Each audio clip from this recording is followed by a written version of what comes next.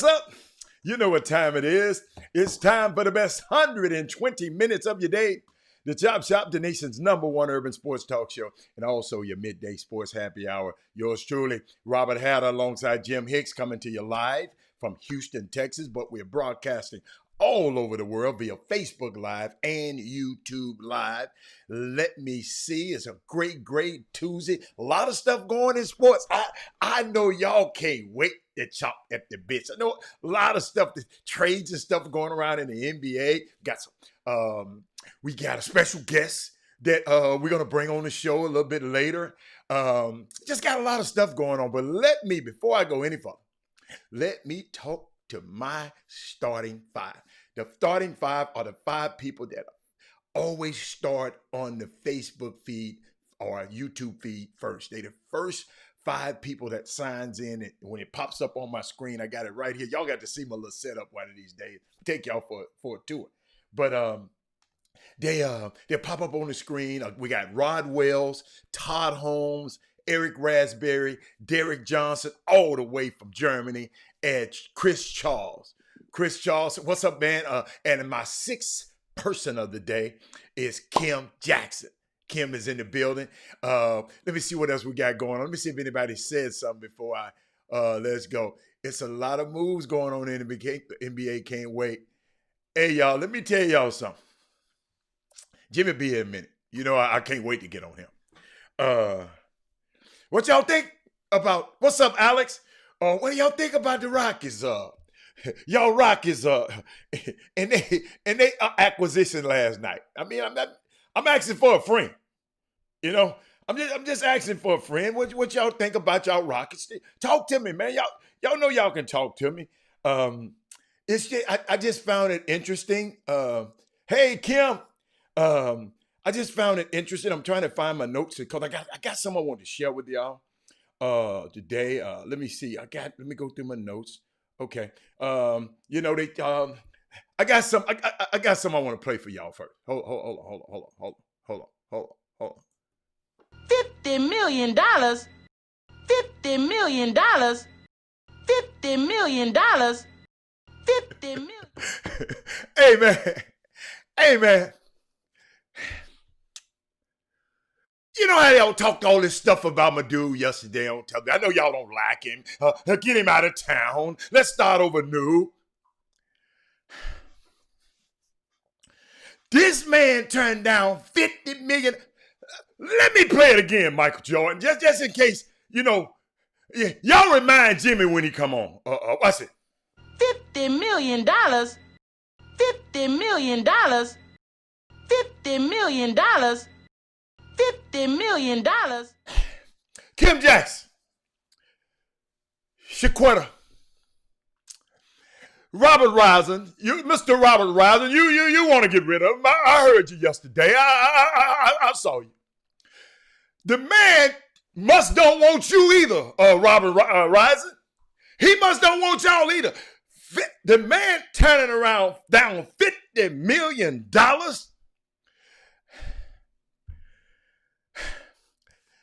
Y'all, you know what? Y'all need to really say, he ain't this, he ain't that, he ain't this, he in the strip club, he in the turkey leg hut. But they offered him $50 million. Look, I don't care I'm not trying to sway your thinking. No.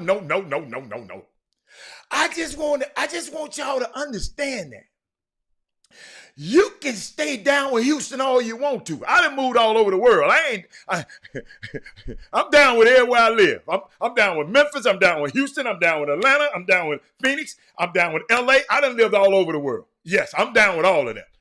Rick, you can stay in Houston if you want to. I'm a world traveler, been to all 7 continents, including Antarctica is a continent. So I don't have a place where I can say, I'm down with, no. As the facts change, the truth changed with me. You feel me? So I'm sitting here, Dr. Newsom, $50 million. We gonna get rid of him. Don't nobody want him. We gonna send him here. We gonna send him here. I'm just telling y'all. I don't know. Let me tell you something. I've came on this show and I said, look, James Harden. It's a lot of reasons. I love his family. I like him as a player. I like scoring. I like people who put the ball in the basket. And I admit it to y'all. He just ain't. He the guy that can get you up the hill. He just can't take you over the hill. He need some help. I didn't say he was a world beater. I just said I like the way he played. I've never tried to influence y'all that he's a world beater. But I don't know if y'all, let me play that one more time, just in case the people who just got on just didn't hear it. Like, honestly. $50 million. $50 million. $50 million. And all I'm saying is, that would be the richest year-by-year contract in NBA history. Okay? NBA history. This man said, see, this is the unique thing about this NBA, man. Certain guys are making so much money off the court. So many guys are making money away from the court. It's well documented. James Harden has a $200 million deal with Adidas. The Rockets then gave him over to almost $200 million. So he's in a position. What's up, Michael Smith? He's in a position to turn it down. But I gotta share something with y'all, man, because the draft is tomorrow, right? But I mentioned to y'all a few weeks ago about this new book that was out that I was reading. It's a unique book, and it's a long title, but the name of the book is called The Spencer Haywood Rule, Battles, Basketball, and the Making of an American Iconoclast. Written by Mark Spears and Mr. Washburn. Let me tell y'all something. I'm going through the book, right? Because the draft is tomorrow, okay? The reason these guys, let me give y'all a history lesson in this Seville. You can get your notes out, B. Scott. Let me give y'all a history lesson. The reason y'all around here want y'all son to go to the NBA and want them to make money, everybody whose son who think they son on here gonna go to the league or go whatever. A lot of the money that they're making now is because of this man, Spencer Haywood.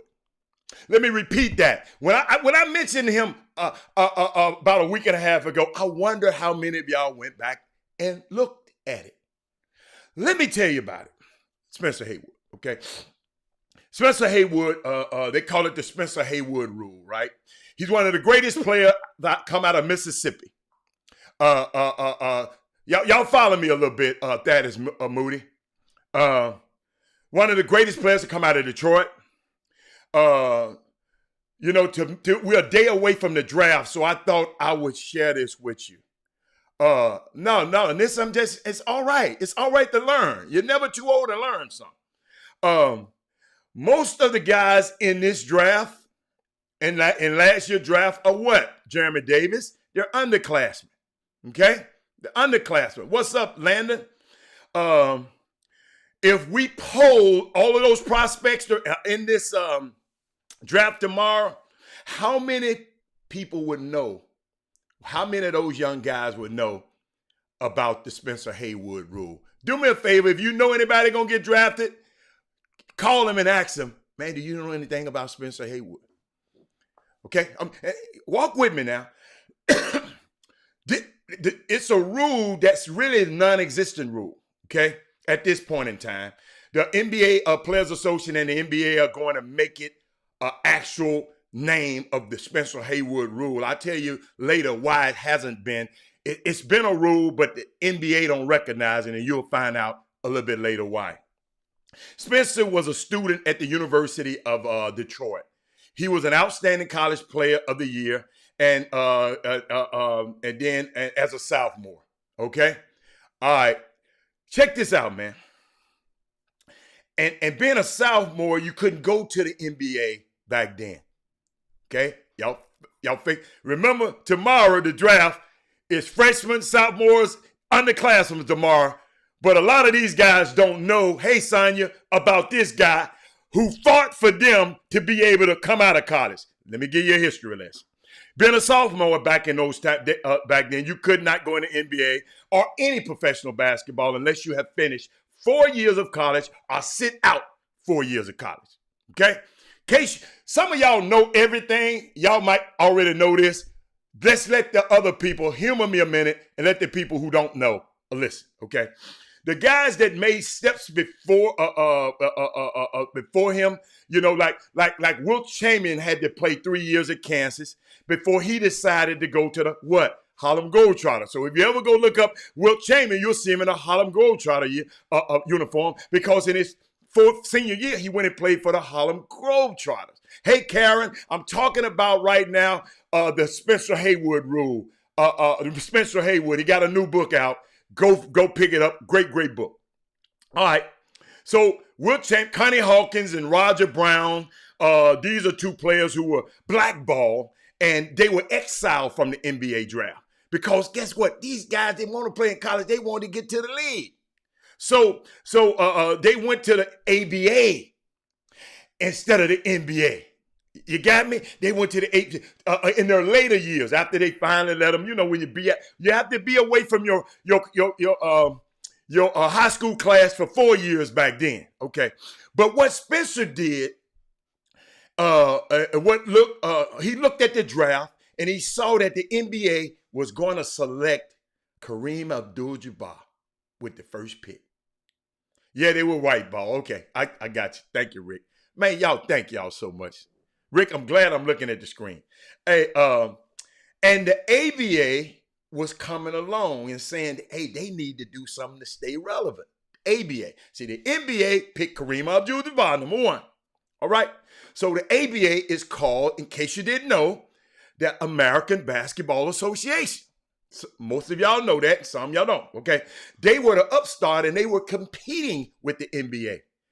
They wanted to come up with something that they could get players before they get to the NBA draft. Y'all got to check this out now. I got to check this out now. Kim and Franklin Paul, Kim, this is great history. Now I'm trying to bring you. We're having an NBA draft tomorrow, and a lot of those kids are in this draft don't know nothing about this man right here. Okay, say YouTube is tripping. Okay, ain't nothing I can do about it right now. Okay, so just figure because my YouTube over here I got it's doing fine. Okay, so it might be your internet Mo City Finest. So when they went, so the ABA they went after the second best player in the draft. Okay, Jimmy just about to pop in. They went after the second best player in the draft, who was Spencer Haywood. Okay? Follow me now. The NBA picked, let me get you fixed in there, Jimmy. The NBA picked Kareem Abdul-Jabbar as their number one pick that year. And the ABA said, man, we're going to make a splash. Now, y'all got to remember now, he's a sophomore in college. So it's going to be some problems. He's a sophomore, and you got to stay for 4 years back then, okay? So let me tell you what Spencer, they told him that he can come into the NBA and the ABA and just average 5 points a game and 5 rebounds a game. This gamble will work. He didn't try the NBA. The NBA wasn't going to do it. He went to the ABA. Check this out, y'all. The ABA was about to close their doors, y'all. They needed something to lift them up. I got you, okay? So they signed him to a contract. Check this out, y'all. Hannah Storm. Y'all remember Hannah Storm? Jimmy, you remember Hannah Storm? Her father, Mike Storm, came up with the idea. They had to introduce Spencer Haywood because they know they had to do something right because the NCAA gonna cry foul because he's a sophomore. The NBA gonna cry fouls, so they had to introduce him to the ABA in the right way. Guess what they did? Jim Hicks and John Newsom. They came to the podium, and guess what? Hold up. They came up with the idea of reparations. Jimmy, y'all ain't hear me now. Y'all hear reparations now. That's what so at the time, Spencer's mom, check this out, and his family was still in Mississippi picking cotton for $2 a day. All right? What Spencer did until he was 14 years old, until he moved to Detroit. Everybody on press row, after they mentioned reparations, Jimmy, what all the white guys did on press row? I can't touch that one. The NBA backed off. Everybody backed off. They left him alone and let him play. Anytime you're talking about black people and reparations, you know people don't want to talk about that. So they let him go in, right? Because he was going to, get what they said? John Newsom and Kim, they said, let him go in. He's going to fail anyway.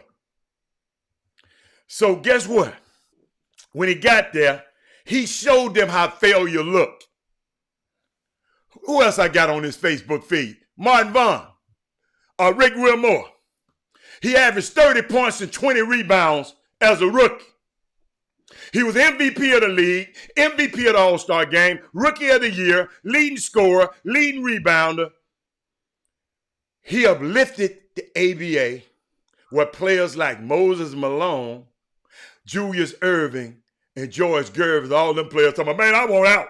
Moses said, I'm leaving high school, I'm going. George Gervin said, I'm leaving. I didn't knock somebody else out in college anyway. I'm going. What's his name? Julius Erving said, man, I'm up in UMass. Man, they won't let me get my game off.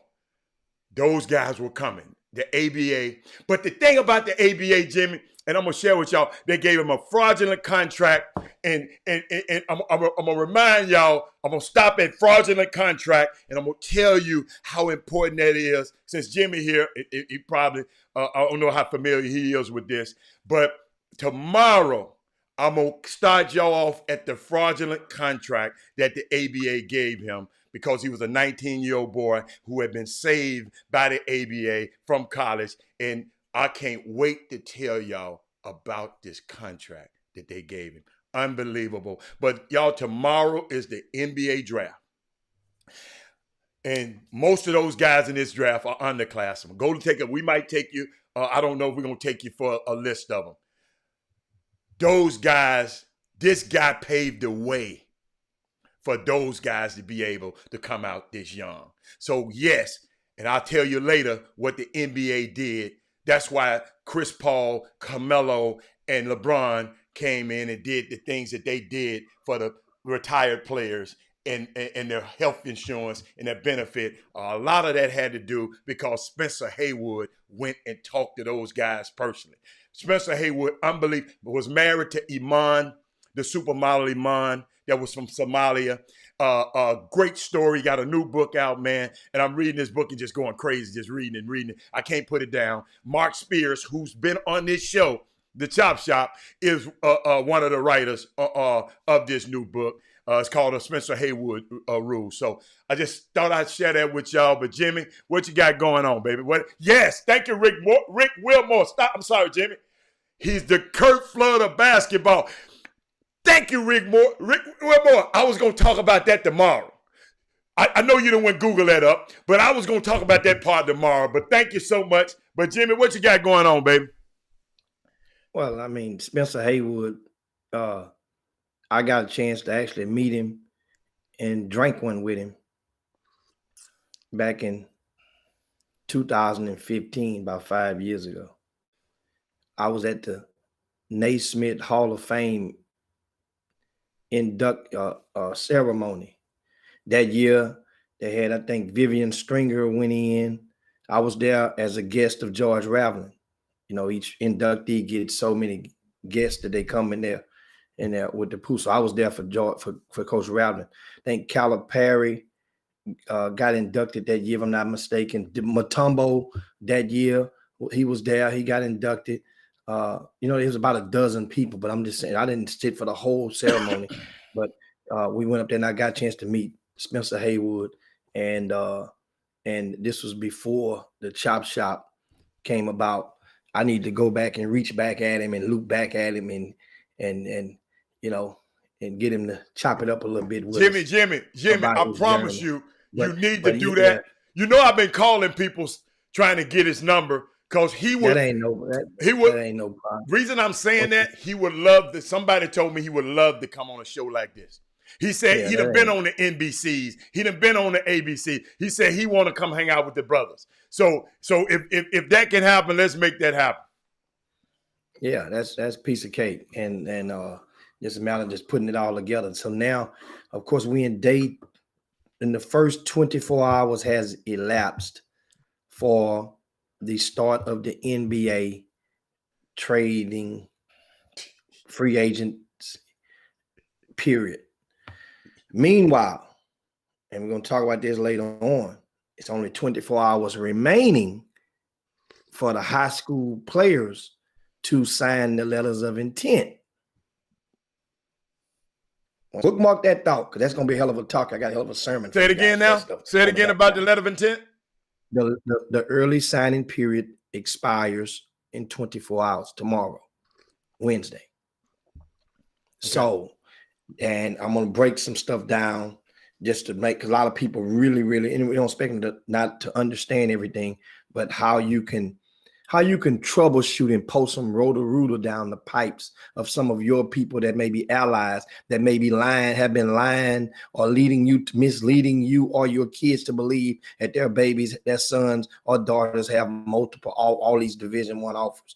We're going to show you how to put them to the test on that later on and foolproof that and they won't come at you with none of that foolishness ever again. Now, of course, yesterday, the Chris Paul was the flavor of the day in his trade from OKC to Phoenix, and that's selling in. Now, I think since we got off the air, the Houston Rockets. Oh, you talking about? No, well, let's get to the Rockets first, and then we go. That's your team. I'll let you talk. I'll let you talk about it. Trevor Ariza for Covington. We just has acknowledged Covington yesterday for his deeds, his great deeds to his alma mater, Tennessee State. Well, the Rockets, Trevor Ariza ain't busted grape since he left Houston. He hadn't busted grape since he left Houston. Actually, Houston blessed him because he turned down the deal with Houston. He went and signed a $15 million or one-year deal. Hey, Jimmy, could you just take a quick break? I just want to do something right quick. Watch this. Hold up. $50 million. $50 million. All right, keep on going. Keep on talking. We coming back. No. I just had my fingers were itching, but you weren't on the show when I played it earlier. But keep going. And now, mind you, Houston Rockets have no first-round picks this year. They hadn't had a first-round pick since 2015. They got one now, Jimmy. They got the 16th pick now. What? Understand that deal isn't finalized yet. What? After they pick tomorrow, it'll be finalized. They're gonna send it to Houston. It'll be finalized before they get to the 16 people. I mean, saying it hasn't finalized yet, but that's close to doing so. They're basically tying some knots and some loose ends on it. But I'm not really feeling that trade, Covington for Ariza, based on what Covington gave them in the postseason. Covington was really serviceable and pretty consistent. Not to say Ariza isn't, but Trevor Ariza came out, guys, in the class of 2003? Westchester High School. Right up on that hill. And Son Adams was like the key player on that team. He was like the Snap Peters of the Westchester with Coach Aziz. I remember them back in the days. He was a good friend of back when I first, came into the business. He was one of the coaches that we had great relationships with. And Jimmy, but they wanted the draft picks, Jimmy. You just said they had a draft pick since 2015. They want to see how it feels to get a draft pick. So If I can give a Robert Covington's ass to get me a couple of draft picks, I'll do it. Even if I had to take this old decrepit, Trevor Reza. Jimmy, you remember what you tell me yesterday? Draft picks are commodity, Robert. They're valuable. Yeah. Now the Houston Rockets finally got. Now that I think that was smart. If I can think about it, for Robert Covington, a guy out of the HBCU, I can trade him and get a pick swap, and I can get him a 16th pick. Shoot, man, I don't know. Robert Cup, I'm not going to be good anyway. Jimmy, you said it's okay. I'm going to go buy some more jerseys. Jimmy, I got a thing I wanted to put on the air. Y'all, you can go buy you some, y'all. The Rocket stuff is on sale, 40% off. They put it on there, I meant to email you that. I was going to put it on it. So if y'all want some more Rockets gear, it's 40% off right now. It might go down if you hold up a little bit. But I think that was a smart deal. Why would they want to buy the gear? Why would they want to buy some more Rockets gear? Because you said they love mediocrity. No. I didn't say that. I did not say that. I did not say that. I compared the Houston Rockets to a battered spouse relationship, to a relationship whereas your heart got totally invested, and the other person, your companion, which would be the Rockets, is invested in you, or not. The risk was not worth the reward. You're getting heartbroken year after year, and at some point in time, you say, you know what? It's better to escape this relationship and start over new. That's what they're saying. It ain't nothing to do with you gonna accept me. It's that you're gonna put yourself and say, you know what? We can do bad all by ourselves. And I did not realize that. Okay. That understand expectations. And I said it before. How many teams is in each conference? What, about 15 teams? Yes, 30 teams. In each conference, right? Huh? 30 teams. It's about 15, 16 teams in each conference, right? Mm-hmm. So that means you got 5 teams to beat to be in the playoff hunt. 5 teams to beat to be better than. The Rockets is probably the only team in the Western Conference that made the playoffs each of the past 5-6 years. I don't think no other team has made the playoffs that many years straight. They haven't. Now in the Western Conference. Ever since James Harden been here, they haven't. You're absolutely correct. So now that's what I'm saying. Once you get there, it ain't about that no more. Expectations becomes greater than just getting there. Okay, so it's all right now. That's part of the burden. That's part of the burden that James Harden did not want to bear, because the media, he felt that the media did not do him diligence of his individual. So we blaming James. Whoa! He don't want to bear what? He don't want to bear the criticism that came with him. He gets criticized every day, Jimmy. You've been criticizing for 4 years on this show. No, not at first. Not at first. It started in Game 6 against San Antonio Spurs. That's when it started. He wasn't getting criticized every damn game. No, he wasn't. When that happened, Game 6. He looked like he purposely, intentionally fouled out of the game against the Spurs at home in an elimination game. Remember Tony Parker and those guys? And James Harden basically in the third, I think it might have been the third quarter. You guys help me out. He fouled out on purpose. It looked like. That's when it started. But then it went from one thing to another. You get Dwight Howard. You move him out. Your decision with management, with ownership, at the time, even was spearheaded the decision to ship in and ship out Dwight Howard. Your decision and your thoughts with management ownership was responsible for shipping in Chris Paul. How can somebody say your opinions was responsible for shipping out Chris Paul? Of course. You co-signed each one of those deals. Your opinions was responsible for shipping in Russell Westbrook. And Russell Westbrook jumped the gun first.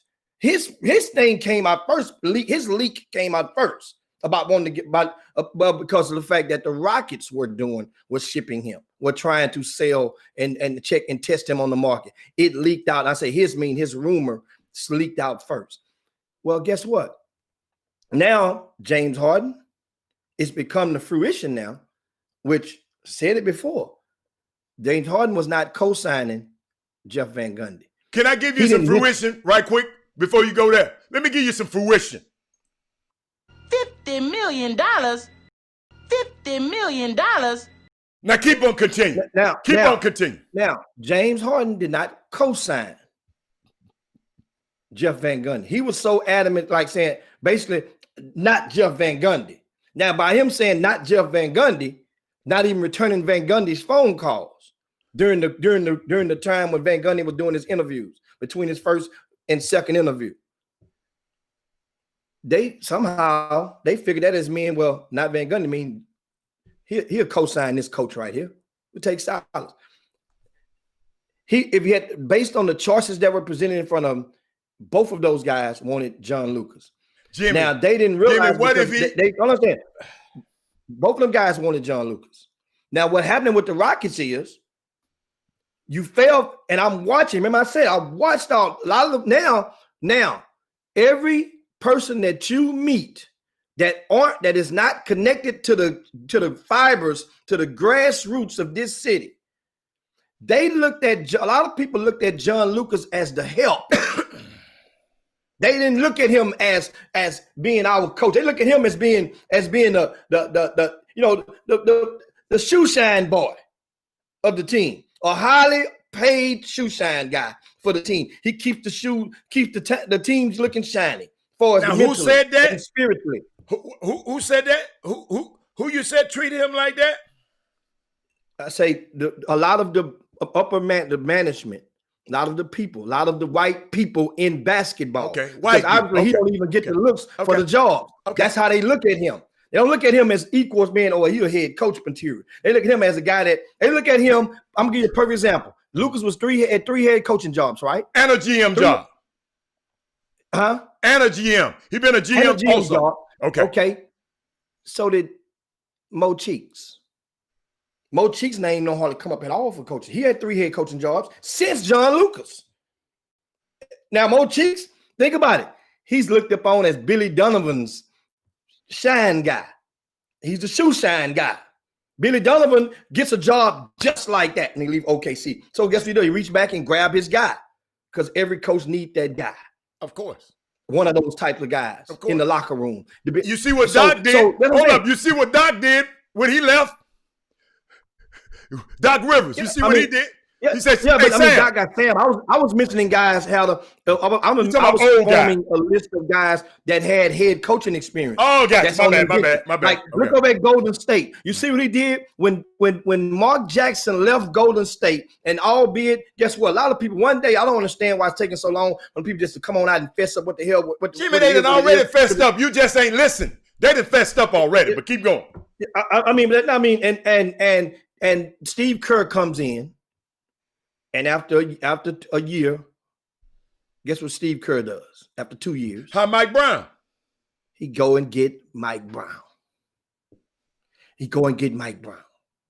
Put him on. Every one of those coaches has one of those guys on the side of them. You look at the Lakers this year. Who did the Lakers have on the side of them? Who did Vogel have on the side of them this year? Jason Kidd. Been a head coach, but then when them jobs come open, it ain't a multitude. Their name might leak in there as the filler. You know why though? But they're not. It's not like it's a no-brainer. But you know what? You know, only reason why Jay had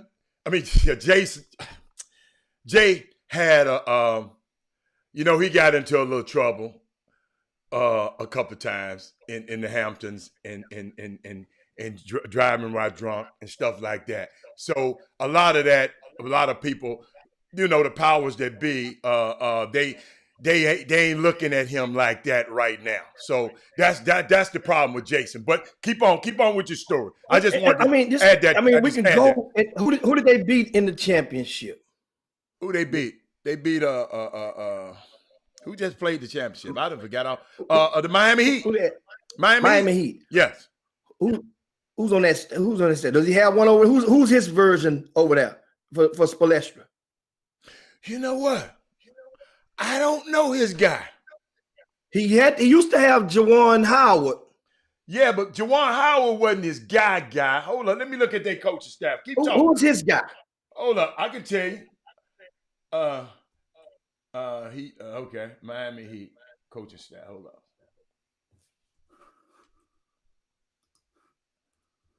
Keep talking, Jim. And as you pull it up, you guys understand. So when it back to Lucas, basically what happened with the Rockets, they failed to realize just how much of the say in the Players League, these guys, when you didn't hire the guy that they favored, those guys are making it known they don't want to be a part of the organization anymore.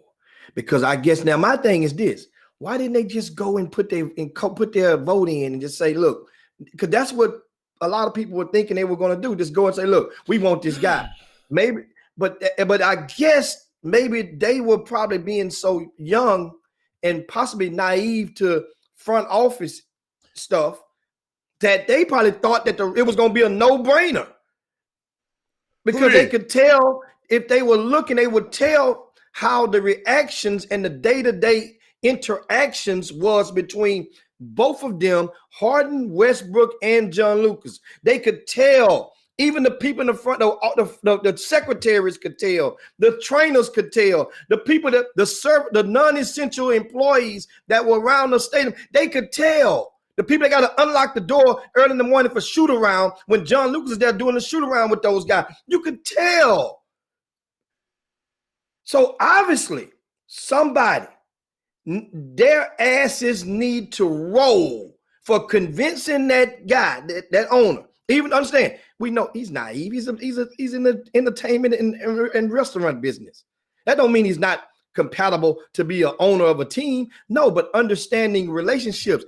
Remember, he's the same guy that acknowledged, even though we know, because the NBA scouts aren't in the building all the time. They're on the road most of the time. So it's easy to understand why an owner would not know and have a personal relationship with his lead scout.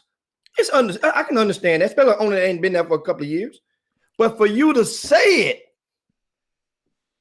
shows a degree of ignorance that is built within the depths of some of the white supremacy and understand.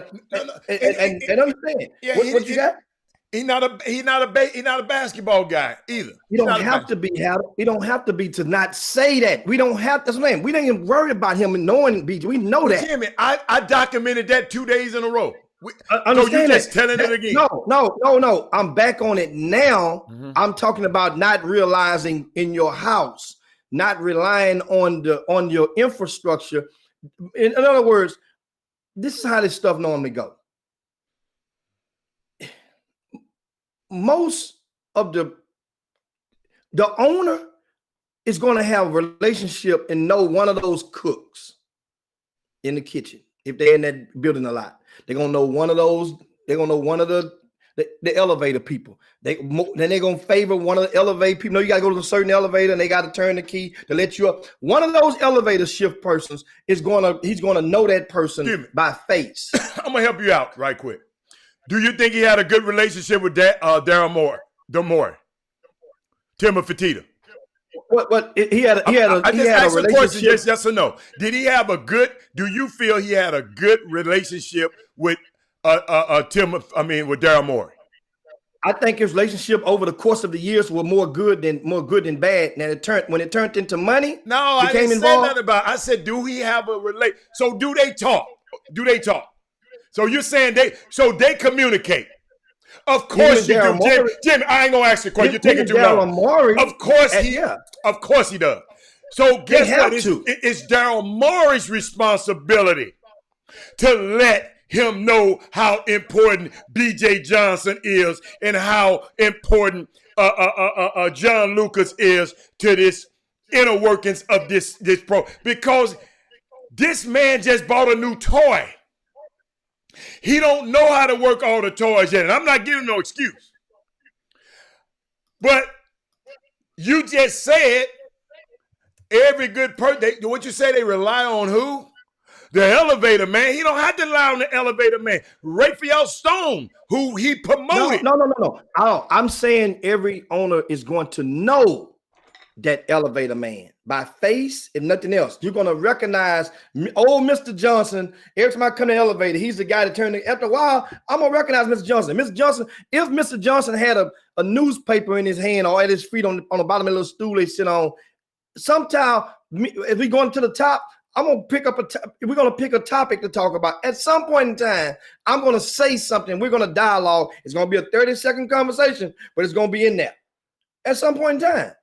That's just human nature. I don't know. Them billionaire problems. I don't know how billionaires live their life out. These big, Jimmy, a long time ago, it wasn't a lot of billionaires.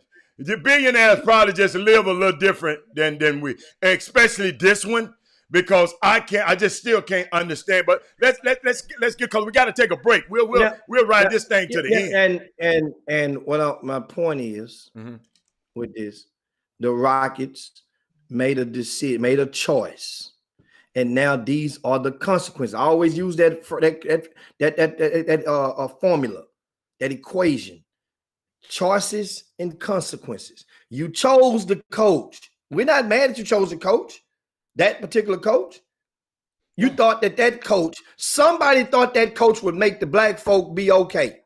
We okay with Silas. But then now you got to be okay because you ain't got your stars now ready to get up out of here. If the Rockets would have hired John Lucas, does James Harden and Westbrook say I'm out? That's the question that Houston Rockets got to look in the mirror and answer themselves. And honestly, if you hire now, that's what happened. The average person that isn't connected and has no understanding as to this man's value will probably say, oh, heck no, they still would have left. They wouldn't have wanted to play for Lucas. That's bull. They might not want to play for Lucas after the 20th game of the season, but they would have wanted to play right now. They would have wanted to play right now. And that's the thing that the Rockets are going to have to deal with now. And now, guess what? You made your choice. Now these are the consequences. And we come back and we'll talk to you guys in a few seconds after these messages on the Chop Shop, and we might talk some more NBA news in a second.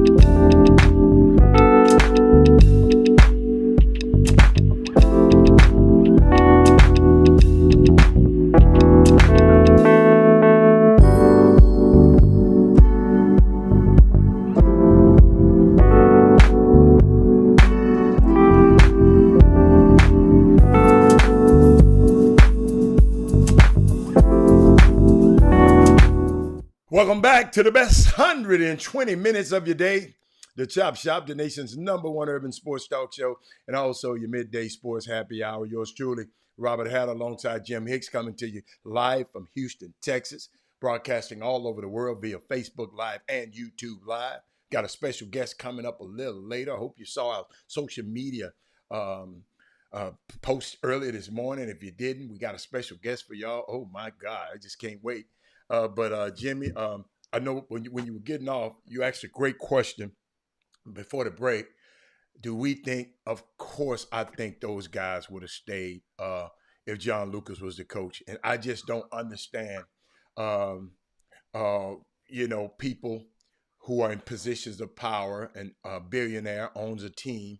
They can do whatever they want. That's their toy. They can do whatever they want with their team, but they didn't read the temperature of the room, and somehow he don't have the right people in his sphere of influence, the right people in his inner circle. That's why Jerry Jones is so out of touch. It used to work, but he's out of touch with football now, because you gotta understand, man. As this thing, you got to learn how to pivot. Keep telling people, you got to learn how to pivot. You got to be like, you can't be like Blockbuster. Blockbuster didn't realize it was going to be a Netflix. He didn't pivot. So guess what? Ain't no more Blockbusters. He was one of the richest men. Used to have the Blockbuster Bowl, because people don't know how to pivot, don't know how to evolve. And I'm just thinking, the owner of the Rockets, his inner circle. He listened to his sons. He listened to his sons. I don't know who that other person is, but somebody, whoever they are, they don't have the heartbeat of what's going on in today's society of basketball, and that's why I can't cheer for them. So that's my point of view on it. Unique situation, but let's see. But at least they did. They got something that they hadn't had since Daryl Morey been there in a while. They got draft picks to be able to parlay those into something, or a bright new young star, because we was just retreading old stars. So, hey, maybe they own to something. I don't know. The thing is with that pick, it's going to be intriguing to see what they go, because there's a lot of things that go into it, and that means they need front court mobility, stability, put it like that. They definitely need that. But an inexperienced one, but guess what? You just need the best player available, especially knowing that possibly either James Harden or Russell Westbrook may be gone. And my thing is, if it's either one is gone, then you still have a chance, have good odds in your favor to secure one of those 10 slots that will make you eligible for postseason contention. Remember, 7, 8, 9, 10, we'll have a play-in tournament. So it's going to be a lot of talented young players that'll be available. And not my job. What the number they got? 16? Yeah. It'll be a lot of action down there. Okay. And guess what? Okay. There's been a few forwards, front court young guys that came out as rookies and actually scratched the surface and been playing. Yeah, they went serviceable. They went to the right team. See, all this stuff is about going to the right team. As well. Yeah. The right team is the team where opportunity is there, but expectations isn't gallant for that young player coming in. Let me give y'all some of the players in that range, 16. I'm going to give y'all some. Who ESPN says in that range. Let me give you hold on. You mean what position we talking about? No, I'm just talking about the players that are going to be available in Tyrese Maxey will be available then. Yeah. Cole Anthony. RJ Hampton, maybe. Tyrese Maxey. Who else we got? Aaron Nesmith. Boy, I've been hearing a lot of stuff, and I know y'all don't, because I didn't watch Vanderbilt, but somebody called me, said, man, that dude shoot the lights out of it. Aaron Nesmith. Nesmith come from Vanderbilt. Who else they got? Overseas guy. Hold on. I hear the echo, Jimmy. Jimmy, check your volume for me. Who else? That's all. I mean, let me see if I got them. Jalen Smith from Maryland, forward. Cole Anthony. Yeah. No, I mean, hey, Jimmy, it's slim pickings down there to me. I'm glad you think it's slim picking, but we never know what these guys are gonna turn into. We never know what they're gonna turn into. So we'll see. As soon as James is traded, I'm off the clock. well, once again, since we talked yesterday, two things that I want to add to that equation. Number one, you guys see now that it's leaked out. It's have said that any trade with Brooklyn, they didn't say it. Their quoted sources are claiming that is going to include possibly a Kyrie Irving, unless they're going to give a whole lot of draft picks along with those 4 players that were mentioned on yesterday. And once again, they're not going to make it easy for them, for him, especially because the embarrassment now has come. What embarrassment do I mean? Is where that video at? Where the clip at? Hit it again. Oh, okay. Hold on. Here's what embarrassment come in at. Hold on. $50 million. $50 million. $50 million.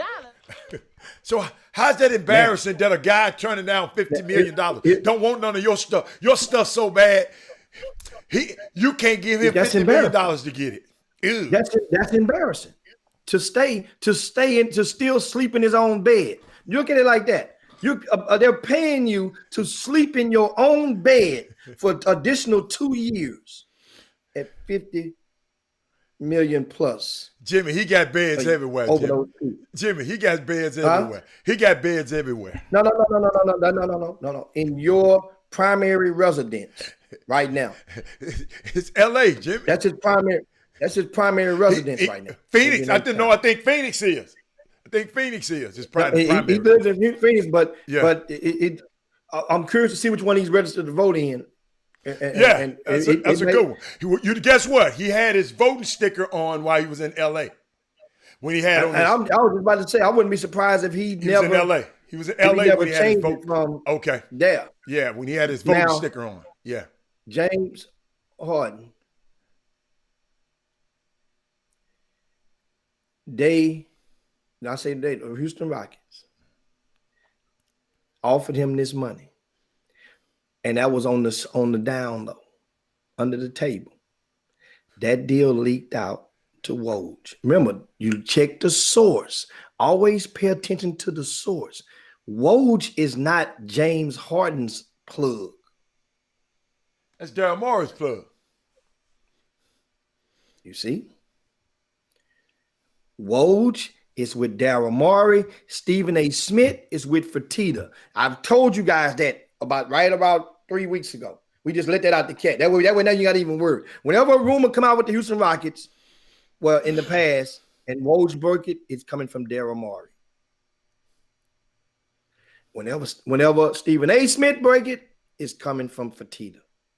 Just like in Dallas. So what did Steve break today? Steve ain't broke no news. No, I didn't watch it today. But I'm just saying, if you see them break news or give you intel, or not necessarily break news, but Stephen A. Smith they let other people break stuff more than him now. But if he provides commentary or opinion or op-eds about the Houston Rockets, and you hear him insert some tangible or tangible defense, trust me, he got his from the owner. This is what what happens. It's like I mentioned in Dallas, the Dallas Cowboys. You guys live in DFW. If there's news that comes out about the Dallas Cowboys, don't you know that ESPN, the Fan, is going to break it? Because think about it. That's Jerry Jones. They're plugged in with Jerry Jones. So if they're going to, if Dallas Cowboy news is broken Dallas, that's why every time you hear something about Jerry Jones in a comment or conversation, they're going to scoop it from that ESPN, the Fan radio station up in Dallas. Think about it. I mean, and guess what? We have people like that in Houston. We have the local guy. Let me tell y'all guys something. We have one white guy. But how is all of that information going to help these polar fans of what's going on? I know you're trying to give the help insight. The fans. Well, yeah, because everybody watches somebody or listen to somebody, and that way you can get your as a listener. Like we have people watching the Chop Chop right now. Yeah. And when we're talking about certain stuff, they know they can take it to the bank. Oh yeah. But now we talk about some football stuff here and there. But if we get to talk about this basketball stuff, specifically certain things with certain teams, the boom boom room knows it's good money. So guess what? That means we have an obligation to make sure we serving Blue Magic. You know what I'm saying? If it's something that we're gonna give our thoughts and opinions about different stuff, but if we serving some stuff, like I'm telling you guys about earlier about the situation about what coach they wanted, yes, and Solo mentioned, yes, we told you it was the son, and I broke that. Yes, the son wanted Silas. The son wanted him the most. Put it like that. Okay. He was the tiebreaker because they were at edge. Well, guess what? Over Van Gundy. So now we gonna blame John Luca. We just guess what? Everybody can just blame me. We got a guest is on now. Jimmy, guest is in the waiting room. Oh man, it's almost that time, man. Yeah, it's at 1 o'clock. Yeah, but it's what's so unique, y'all. Like I said, it's gonna be the first time. If all you Houston Rockets fans don't threat. All I want y'all to understand that it's been fun. It's been fun. It's all right to just rebuild and start with your 16th pick in the draft and get your pick swap in another year and get you. It's okay. It's okay, Houston Rockets. I mean, y'all just want to. It's okay for y'all to get rid of these super duper stars. They start over new again. So I'm just worried about whether and where James turn out, and it's going to be unique because I love watching him as an offensive talent that I haven't seen in a long time. So, but Jimmy, we got a guest. I'm gonna let you introduce the guest. Well, I mean, and now of course we are at it, and our guest today, we're giving you guys, and you never know how we're gonna roll on the Chop Shop. On this Tuesday, we have a guy that has one heck of a story, and he's become one of the most recognized motivational speakers in the country, and specifically not restricted, but he put out a speech one time. He was talking to a young football team. And that speech went viral. Yeah. 24 million views on YouTube. I say it again. 24 million views on YouTube. And if you equate that to dollars, tell how much that worth. Cue up everything. What's it? Cue up everything. How much? If you cue up that, how much is that worth? Hey, they got 50 million too, but $50 million. $50 million. Yeah, okay. but that is unique though. And of course, right on cue, that's joking. We have with us, guys, William King Hollis, and King Hollis is with us today to share his journey and possibly to help motivate some of you guys to get through the rest of your work day, because we are indeed the best 120 minutes of your day. We're going to ask you guys right now, share the show. If you're watching, we're streaming on multiple platforms right now. If you're on YouTube right now, give us a thumbs up. I see you, girl. I see you out there, Rick Timms, Kim Jackson. I see Landon Ardoin. I see Kurt Baker, King Sticks. Also, I see Sonia Billingsley, Rob Rising, Barry McDonald, Al Elwood. I'm talking about, I mean, share the show right now to your timeline, to your friends. And Yes. we have with us, we have King Hollis. Yes, And sir. King, in a minute, we're gonna get you to share the show too. You got to share the show to your people. They gotta Yeah. know where you at right now. Oh, We yeah. see you. Hey man, Oh, welcome no, to man. the Chop Shop. Oh man, it's such an honor, man. I just came from Houston. Shout out to the turkey leg hut, man. I'm in love with them already. Okay. I'm coming back. I ain't gonna lie, man. I came to Houston, man. I ain't want to leave, man. You might see King Hollis living down there. King Hollis. King Hollis, you get it honest. I'm from Memphis. I came here one time to visit my brother, and I ain't left. I came to visit my brother, and I guess what I did? The next time I went to Houston, I was packing my stuff coming up here, man. Yeah. Man, King, I love the atmosphere. I love the city. I love the history. Yes. And right now, you know, it's a lot of things going on out there within the streets and the gangs and stuff like that. But what I see is power. You know, a lot of people always see chaos. There's always going to be chaos anywhere we go. Right. But it's up to the, soldiers strong enough to make a difference. You know what I mean? Right. And make something happen and make change. You know what I mean? And that's so unique you said that. We got out in Houston, Harris County. I didn't realize how blue Harris County was, and when they got out and voted, these people got out and voted like never, ever, ever, ever before. And and with the sprawl of Houston, I saw on national TV, King Hollis, that they said Houston, Harris County, is the next. They said is a juggernaut. And this county that we're in is going to move. It's going to change the way politics is done in the state of Texas. And they said, and it started right here in Houston. I don't know if you knew that history, but I had that in my notes somewhere. I just memorized that. But it's awesome. It's awesome. Man, Houston is a place of power. So much power, man. So much culture. So many beautiful souls, and the beautiful thing about it is so many African-American entrepreneurs that really stood out to me. And, that's just something that I'm passionate about. And I just love to see, like I said, King, I might be your neighbor, man. Get ready for me. Okay. Come on down, baby. Yeah. Come on down. I got you, baby. I got you, baby. What you got, Jimmy? Now, of course, your story. Tell us a little bit about your story and what steered you, and how did you find yourself providing your first ever motivational speech? What led to that moment? Well, the first speech that I've ever gave was at my mother's funeral. It was a time with my brother and sister. They wasn't strong enough to stand up and say a few words. And I had to.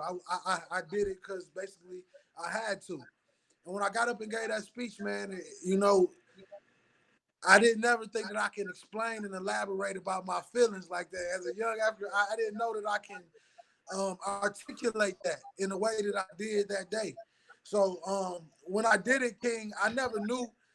I coined that as the moment that I realized that I was a speaker. I realized that I can talk to people, but I really truly realized it was about 6 years ago. I cracked my vertebrae over there fighting for opportunity in the CFL. Ended up homeless in Reading, PA. Bumped into a coach, started doing a little arena, coaching the defensive line for an arena team called the ASI Panthers. And one day the principal saw me interacting with the players, and she said, could you come speak to a group of my young men? And this was basketball players at this time.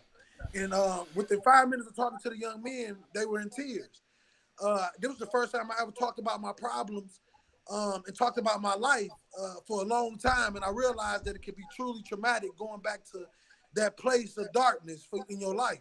And I was walking back to the hotel that I was sneaking in, man, and was getting ready to commit suicide, man, ready to give up on everything, man. My mom had passed over heroin overdose. My dad was incarcerated. I really ain't had that many people left, to call on. I was, at this time, 27, 26 years old, football career over with. That's all I ever knew. And one day, before I got back to the hotel, man, she called me. She said, "Will, how much you charge to speak?" I said, $75, $100, something like that. was excited and crying at the same time. And I went to the computer and looked at motivational speakers, and Les Brown popped up. Les Brown popped up, King, and I watched how he interacted with the crowd while keeping a smile. And you know how we do it in the hood. We ain't had no football. We couldn't afford the football camps. We watched YouTube videos. Me personally, I used to watch Robert Poche, all the other great, anybody I could possibly watch to learn something. I watched Les Brown. I went to that school and did an assembly. I did my first speech. I did 500 students. Got a standing ovation. And 6 years later, I'm over 500 million views on YouTube. The first speaker to ever speak during Milan Fashion Week, the #1 football speech in the world. And I just released a book that is written. The written forward is written by the legendary Les Brown and endorsed by the legendary Les Brown. So, King, what I say is, like they say in the good book, the kingdom is voice activated. I built this with my voice. No product, no nothing, no management, no nobody, just my voice. I'm 31 years old, King, and my dream, and no, I ain't gonna say my dream no more. I will be the #1 speaker on the planet, very soon. Very soon. I like that. I like it because I heard it. When I heard it, I just stopped. And I had to text you again. So, whoa. Because Jimmy sent me another video. He sent me another video. And when I heard this one, I said, because I know you was talking to some football players, but it's some basketball players needed that same speech. Oh, and that's a universal thing. Yes. And I got to tell you the story behind that, King. That speech was shot. I just got evicted in Huntsville, Alabama. I had $175 left in my name. I took $125 in the rest and put in my tank, my tours to drive to Atlanta. King, when I came to Atlanta, that was the first video I ever was shot on camera. They ever caught me on camera. And my first speech is what went viral, King. Wow. That's how that speech came, King. I was sleeping at AMC theaters in Atlanta, Georgia, in my tours. And they said, Will, your speech going viral. That's how it started. That's how it started, bro. That's a true story, bro. That's one of the reasons I knew I had to have you on this show. Because, man, with so much stuff going on out here, man, you know, with COVID, it's a lot of people don't have hope. And a lot of people, I mean, family, I'm talking to them. I'm talking them off a ledge. And you just sit and said you were on a ledge. I mean, it's just people who were, dependent on their, man, it's 40 million people trying to get unemployment benefits. And we got people in Congress that got all the benefits. They got their benefits. And they saying, well, we ain't going to vote on it right now. They give you assistance. And sometimes we just need hope. And we're blessed in this community, in the diaspora we have on this Chop Shop. We got some blessed and smart people that are listening to you today, man. Let me tell you something. We got doctors, we got lawyers, we got every kind of person you want to have that's on this show. And a lot of us are blessed. So we trying to use this platform to figure out how we can be more powerful politically. Yes, sir. I was watching a Godfather movie the other day. The Godfather 3. A lot of people didn't watch that one. That's one of the best ones to me. And the guy over there told Corleone, Michael Corleone, Michael Corleone said, man, I thought I was a crook until I came over here and talked to you people over here in the Vatican Bank. But the dude looked at him, he said, man, finance is a gun. Finance, money. Finance is a gun. He said, politics is knowing when to pull the trigger. You can keep that one, King. He said, finance is a gun. Politics is knowing when to pull the trigger. So we got to get our finances right and put ourselves in a position where we can have our politics so we can be pulling the gun. And that's saying, what you're talking right now, you talking the preachings of the Honorable Marcus Garvey, the economic power. Yes. Taking back our ownership Yes. and understanding our power. Right now, Yeah. that's what you see in William King Hollis. I don't dress in the suits and look like the unorthodox speakers. Right. But what I realized is if I learn how to master my gift and master what I do for a living, I can create different passages in different ways for my people that make money. That's why I wrote my book, man. The best gifts come from the bottom. They thought it was going to be a book of my story. I'm 31. I can't give you a story now, baby. I got a whole life to live. Yeah. But what I can give you, I can give you the game and the knowledge that I obtained through the bottom, without the $1 million coaches, without all the people having all the money. I'm talking about pure trial and error and learning how to make my brand the demand. And what I've done was, I'm going to tell you the sauce, King. I partnered with 5 of the top motivational channels in the world. These channels is based all over the world. Okay. So what I did was I had to create a poor man marketing scheme. I had no money. I had nothing to invest in myself. And I definitely wasn't about to let anything mess this up. So what I did was, King, when I started working with these channels, I told the channels, I'm going to give you a free speech. The free sample effect is basically going into a restaurant. If you're walking through the mall or a food court, you get a free sample. The next 15, 20 minutes, you want a whole plate. So I sent all these free samples out to the 5 top motivational channels in the world. And when I did this, they all came back and they wanted a whole plate. But this time, first it was on the house. This time I want 60-40 split. iTunes, Spotify, across the board, I get 60, you get 40. So what I did was, they didn't realize that I freestyle all my work. I don't write. I can make a speech for every bump on your face. Any topic you want, I'm going to push it out all day long. That's why they're not going to stop me, I'm telling you. Right. So what happened is I created such a high demand, I had them building my YouTube channel. Now my YouTube channel close to 30,000 subscribers, modified. I make my money and I make their money.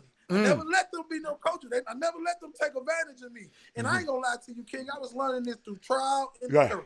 Right. I had a special brother named Robert Lee Turfay, who I had looking at my contracts. And when I tried to sign with Multistreaming basically had me bent over, man. No Vaseline. They were trying to screw me. Take my entity, take my name, my brand, everything is good for. Right. Then I said, nah, it ain't gonna happen. And I let my boy look at it, and we turned them around and we did the opposite. Right. Now I'm in demand. You need a speech, you gotta pay me what I want you to pay me. I don't want no advances. I want real money. And this is when I learned about business. This is not even if you do motivational speeches, it is sharks out there that want to take you out. And what I created, King, and I ain't gonna lie, I'm gonna say I created it on accident. I created motivational music. I made an album, a motivational album, go gold. It's gold, King.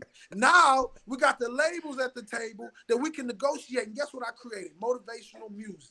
I want you to imagine this. Okay. Imagine New York, Times Square, Opera House. And I want you to imagine young urban kids dressed up, playing classical violins and pianos in urban clothes just like this, fresh as ever. And a king on the stage with a powerful voice like this. And we doing stories like, Father, I forgive you. The Black Butterfly. I'm talking about motivational opera. This is my vision. This is my vision. I'm talking about in stages in London, across the world. Yeah. This is my vision. Yeah. Huh?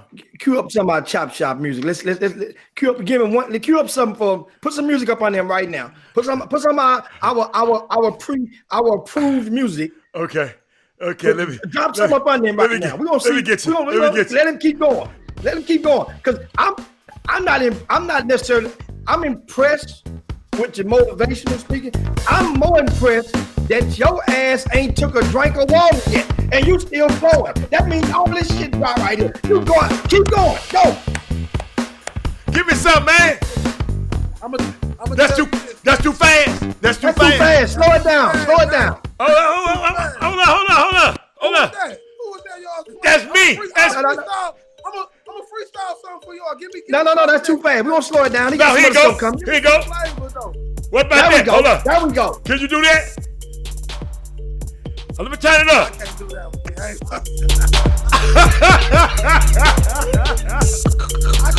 you can't hear that good, man. Oh, you can't? Okay. I got you. Well, just go acapella then. Don't worry. Okay, let me go acapella. You see, this is the story of a lost king, born in the slums with no light, no guidance, only his dreams, and the voices of people telling him what he could never accomplish.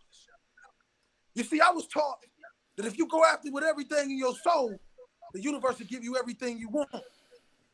You see, I felt the pain, felt the gunshots, and felt the rain, but I still stand.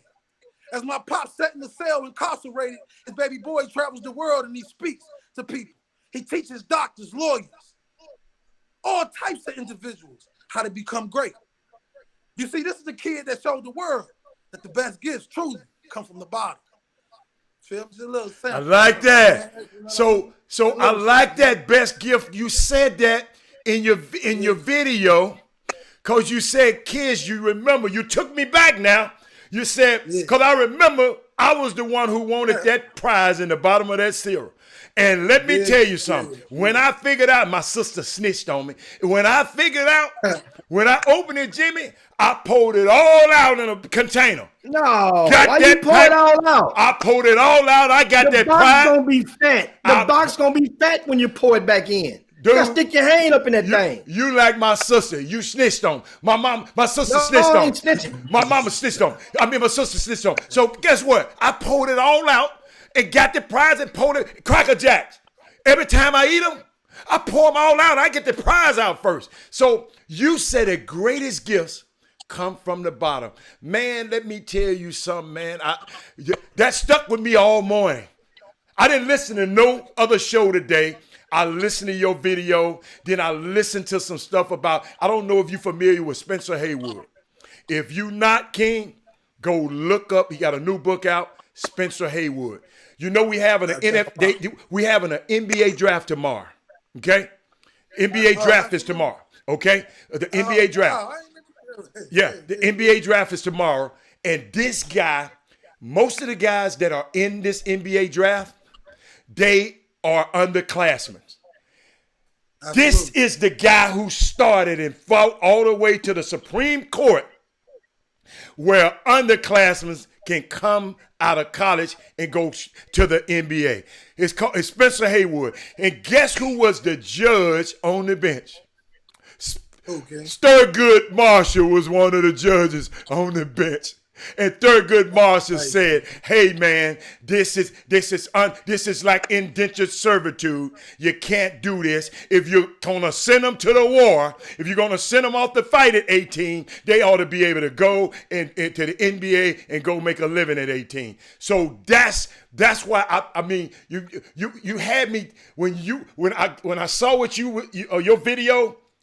I went and started back to read. So I've just had a great day, but man, you shocked me with your Jimmy. I love how he came impromptu on you and said, okay, I don't need no music. I like that, King. If you want to say something about that, you can share it. You got anything, Jimmy? You could go, King. Oh, yeah. Okay. Well, like I was saying, King, my style and how I inspire and how I motivate, I know it's very different. But I felt like it was time for somebody to come to the game that gave it something real, something, not words that you necessarily hear, but something that you feel. And when I started this thing with motivational music, it was to create something that Kings, I don't care if he was a drug dealer, street guy, gangster, doctor, lawyer, something you could turn on to get mental development, not just rapping. Everybody talk about words is power, music is power, because a lot of people don't know I can rap. If I rap, I'll be a major artist. I just don't. That's childish to me. I got a quote that I learned about when it came to Marcus Garvey. Marcus Garvey was incarcerated, and I was one of the speakers. I was one of the first speakers they brought to Kingston, Jamaica. The Don of Kingston, Jamaica, flew me out back in March. I spoke in Tivoli Gardens, Trenchtown, the Jungle. I was at the second annual One Love conference. Bob Marley did the first one. That's the one where he was shot. I did the second annual. I was the King Yellow Man, you name it, was out in the building. And they took me to the Marcus Garvey gravesite and had me speak to his mural. And this is the place where his bones lie. Before we walked on this gravesite, they had me take my shoes off, man. When I walked on this gravesite, it was like the energy that came through me, bro, it was like no other. And I spoke, and the day I spoke at that gravesite, they had me speak right there. I spoke to a mural that was made by Africans out in Ghana that did his head sculpture. And they supposedly did a ritual around it, and you supposed to speak directly to it. And I spoke to it, King, and it was almost like Marcus Garvey was staring me in my eyes. It was almost like it changed my whole entire mindset, and it made me think about domination with my people, dominating every industry with my people. And what I've been groomed to do, I've been groomed to communicate. And Warren Buffett, one guy that I study, he said, if you master the art of communication, the world is yours. No matter what you look like, how you display it, if you become a master, not in what you learn off Google in your books, but what the universe naturally gives you. The universe naturally gave, I was special education, couldn't read till I was 16. Now it's doctors and lawyers that listen to me. Now I'm an author. Now I'm working on my second book. And I'm doing this independent, not with managers, not with all these big names, but praying to my ancestors, understanding that I have the power inside of me. And I want you guys to take this, and this is very important. I want you guys to remember this. Come on. I want you to imagine a royal king walking through a desert. And as they walk through this desert, a certain group of men attack this man. And when they attack this man, they shoot him with a tranquilizer. They take his gold, they take his jewelry, they take his memory, and he forgets that he comes from royalty. So when he wakes back up, he has no idea who he was. And to go back to what Marcus Garvey said, he said when they incarcerated him for a false charge, he said, you might have locked me up, but my cubs are running loose. So what I want the world to understand, and whoever that other man is who stand against my brothers, I want you to understand that this is the cub that's running loose. And I'll remember who we are. And I'm going to make sure every one of these other kings realize the same thing. And the best example I can say, kings and queens, this is what you call Malcolm with a check. I'm going to show you economic power. Gotcha. You won't be able to touch me. They won't be able to touch us. I got a question for you. Did they explain to you why they wanted you to take your shoes off your feet before you walked into the? So did they explain to you why? Because you had to be grounded with the spirit. Okay. Grounded the spirit. The spirit lays there naked. Okay. You feel what I'm saying? I got you. The spirit lays there naked. So when you put your feet on that gravel, it's attached to him. The energy is real. Okay. It's attached to them. But all I know is, King, when I came out of that place, I started getting calls from places like Ghana, all over the world. It became bigger than just, yo, let's be a motivational speaker. Yeah. It became a mission. Right. Yeah, a mission. Unbelievable. Jimmy? And now during one of your speeches, the infamous viral speech to that football team that was in the locker room, and you were talking when you mentioned about you mentioned the best gift comes from the bottom, and you inserted we didn't come this far to come this far. Yes. In that speech, first I want you to explain where you get, what that means. Break down that statement. We didn't come this far to come this far. Is that Ella Baker? And did you get that from Ella Baker? Did Ella Baker say that? One of those older. I never heard it. I never heard of Ella Baker. Okay. But I believe that words in different times, different eras, always gonna be reused. Right. But for me at that present time, it was a meaning for me. I was just got evicted from my apartment, and I was going to do a speech. And a lot of the time when I'm giving speeches, in the beginning of my career, I was just talking to myself. And I was telling myself that I didn't come this far to only come this far. I didn't come from a shelter or survive a life around crime and chaos to just be average. I was born to be great. I was born to be amazing. So when I say I didn't come this far, I only come this far, I was telling myself, and you are reflection. We are all reflections. So I know, as this project, man, I come from the project. I come from the slums. I know when I make it, it's a different feeling, my brother. It's a different feeling. So when I talk about I didn't come this far, that's in everything. I say that to the day. I wake up at 4:30. I was up at 4:30 in the morning today. Every day of my life at 4:30 in the morning. I scream at the sun. I tell people, dog, there's people out here, dog, that talk about being hungry. Well, us project babies are starving. This generation is starving. So every day, I don't care how much money, I can make $1 million tomorrow. I'm going to feel like that kid that was on the side of that Turkey Hill gas station every time I wake up. Because I know not only is the other man hating on me, my real brothers that look just like me is hating on me. Boy. So I'm fighting two different wars. You feel what I'm saying? But to understand that and to know that, I know that a lot of these older cats look at these young cats sometimes and be like, that boy don't know nothing. He ain't been through nothing, but let me tell the old man something. A man is not a man by his age. A man is a man by his experience. Some of them ain't been through nothing. Some of them ain't been through nothing. You ain't been through no pain. You still got your mama. You still got your daddy. You still got people who taught you how to do something. Some of us had to get it like that little boy in that movie 300. We just had to watch us fight and go fight the wolves with nobody teaching us nothing. We had to already know what was inside of us. So that's why when I come with this, I'm going to always stay independent and I'm going to always be black. You hear me? I'm always going to be black. I'm never going to exchange nothing for that.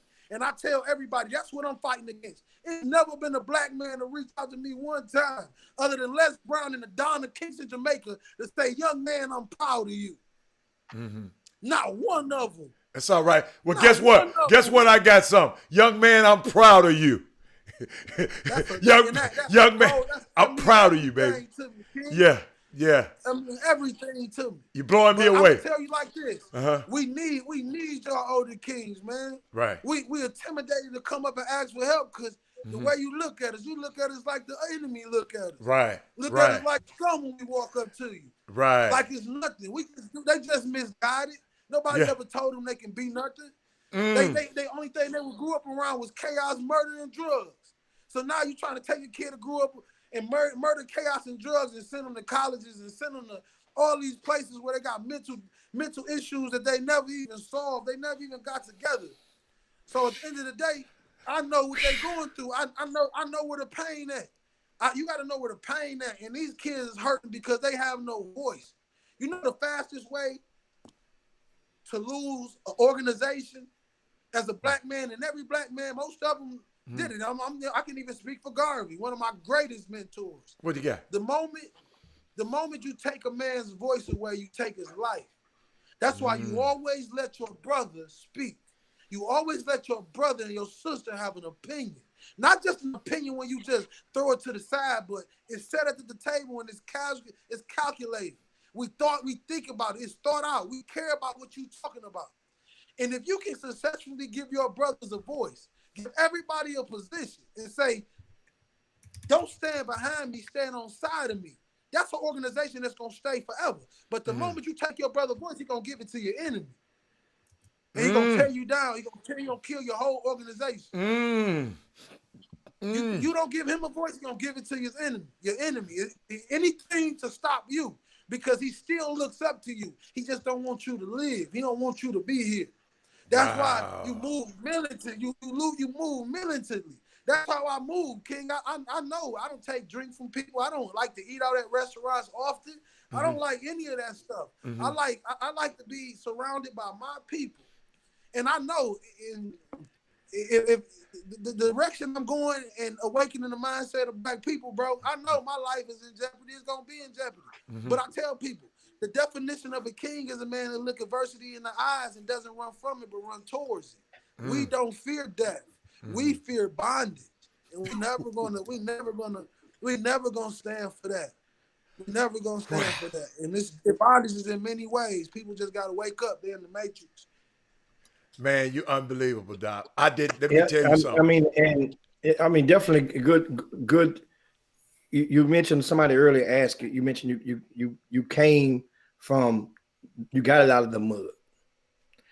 And a lot of things what you're saying is, and coming from that age, your generation, and you basically explain as to why some young guys are reluctant to go up to the OGs and get that advice. And you just described a reason why. Yeah. You know, yeah, and so like, and like this. Y'all go to that restaurant. Y'all know y'all been in that restaurant with that white establishment, and you go to that restaurant and you buy there all the time, but for some strange reason, the person you buying it from never really loves you. They never really shows you any kind of energy or love. I had an experience like that at Kel's Kitchen down here in Atlanta, Georgia. And I went in there and I love their smoothies. I love their detox smoothie. And I go get it. And one day I went in there and I spent probably like my most $1,000 in that establishment. And the man looked at me like I was skunk. And that was something that triggered me, man, that made me really realize like that was made me realize that that's how some of these older men look at us, just like that. I told myself I'd never go buy from them again.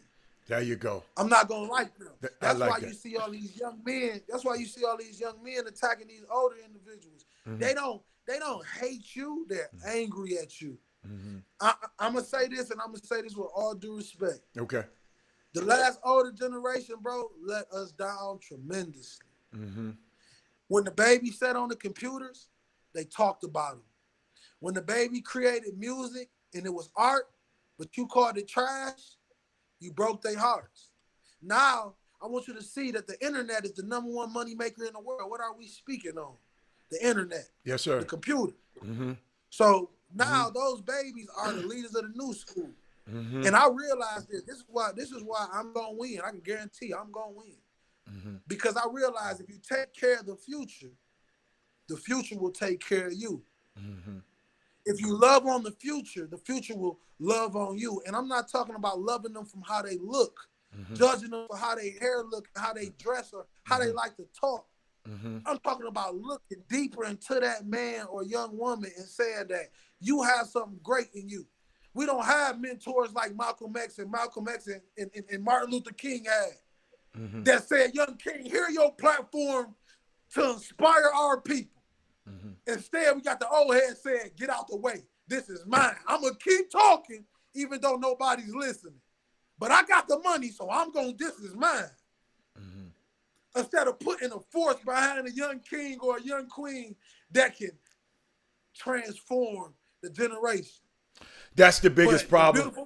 That's the biggest problem between the people that got the Black Lives Matters movement and the older guard of activists. That's their divide. And you're right. They wasn't listening to those young kids. So these young kids said, if you ain't listening to me, and I told you one of my greatest signs when these young kids were protesting in the streets, and I saw this young girl, and she had a sign up, and she said, y'all done effed with the wrong generation. And it keeps sticking in my mind. And guess what? Y'all, they gonna have, and you are a young man. I sit up and think, you just say you 31 years old. I got a daughter almost your age. So I turned 31 October 4th, man. It's unbelievable, man, and it's refreshing talking to a young man who didn't grow up with a silver spoon in his mouth. He had to transform, you had to evolve, you had to pivot several times, and you saying you still want to be in control. I don't know if you know this, but this show right here is controlled by two black men, that man over there and me. Hey, we ain't got no bosses. I don't have nobody. You know, the only person in this earpiece telling me what to do is somebody that I hire. You follow me? So it ain't got, you know, so you in great company, and whoever hooked this up, Jimmy, a friend of Jimmy's, Coach Al, Coach Al. I am so thankful for him to make that happen. And man, I mean, I can't wait to see what you're gonna do in the future. Because let me tell you something. What you've already done, that's not enough no more. There's so much potential in you. Don't rest. And I know I heard you. You're not gonna rest on what you've already done.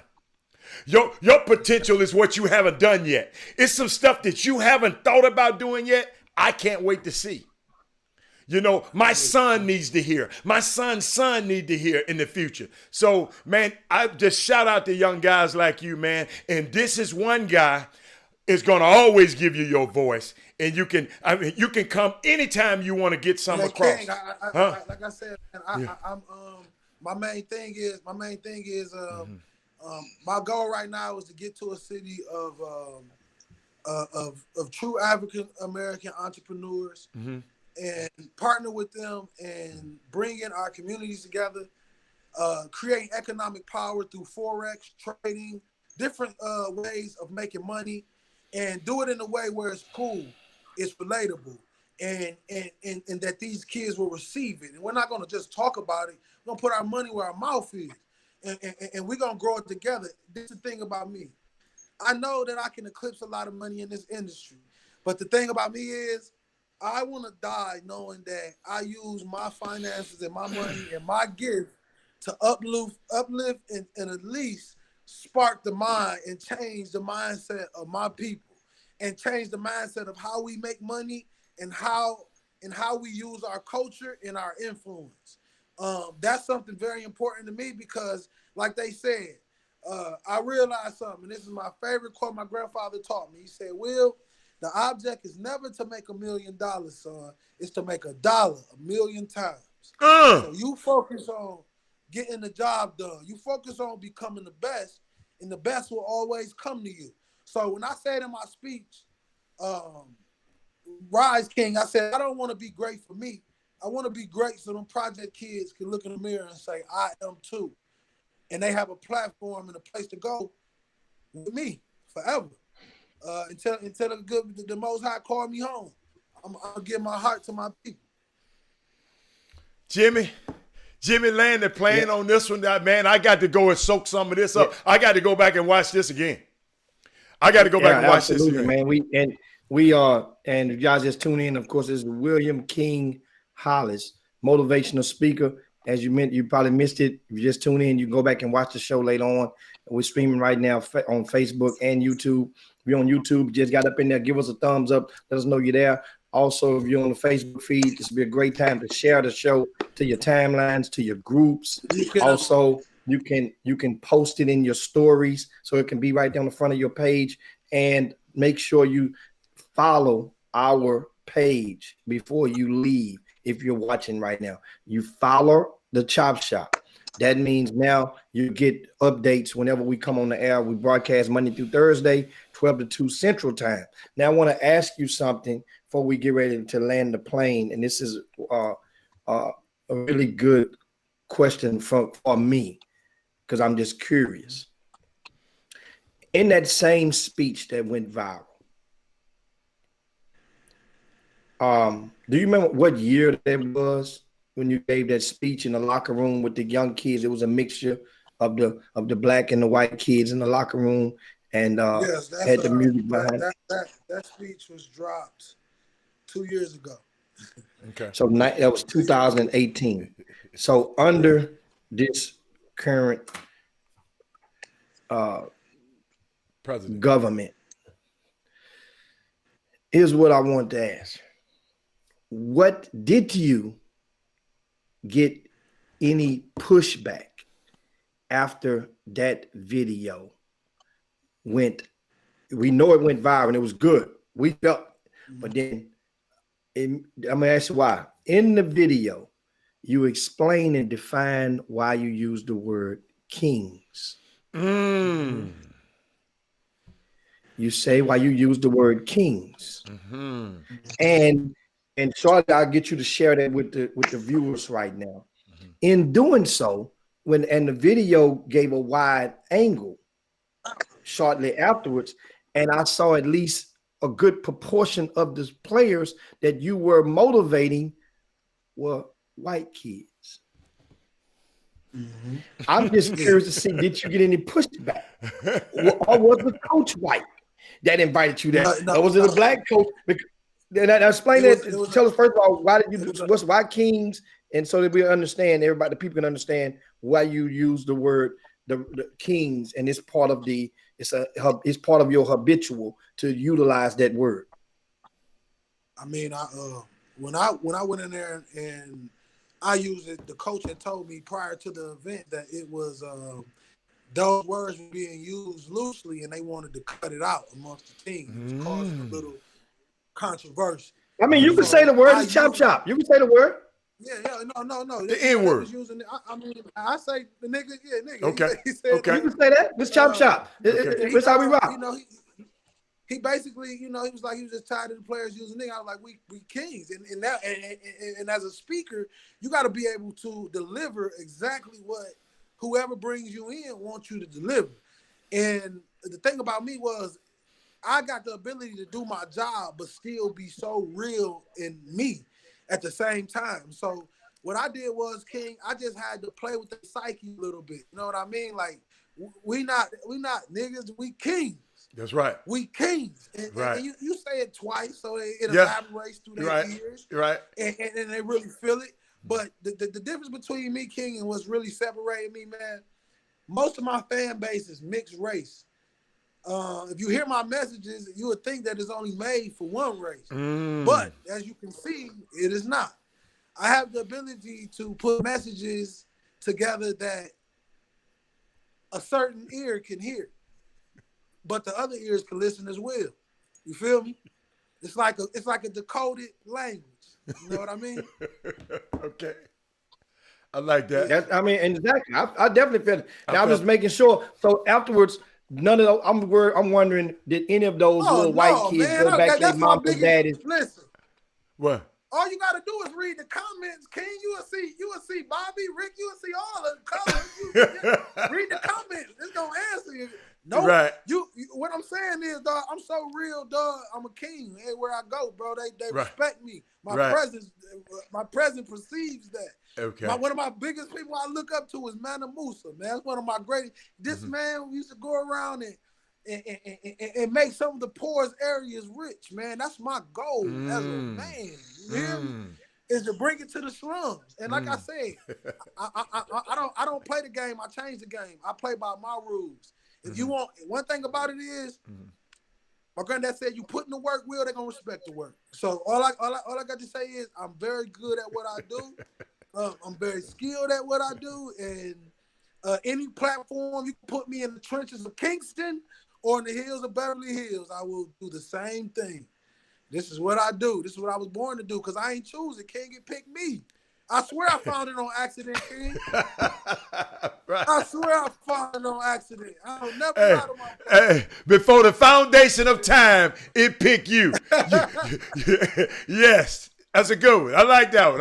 I got that one. I like that one. Wow. Hey, I think about this, Jimmy. Hey, King, because I never thought I'd be sitting up here talking to nobody, interviewing nobody. This picked me. Story, King. Yeah, I wouldn't have never. I didn't want to talk. I wanted my clients to be the stars. I always, okay. But now, and in the beginning, they used to laugh at me because I wouldn't say much in the beginning.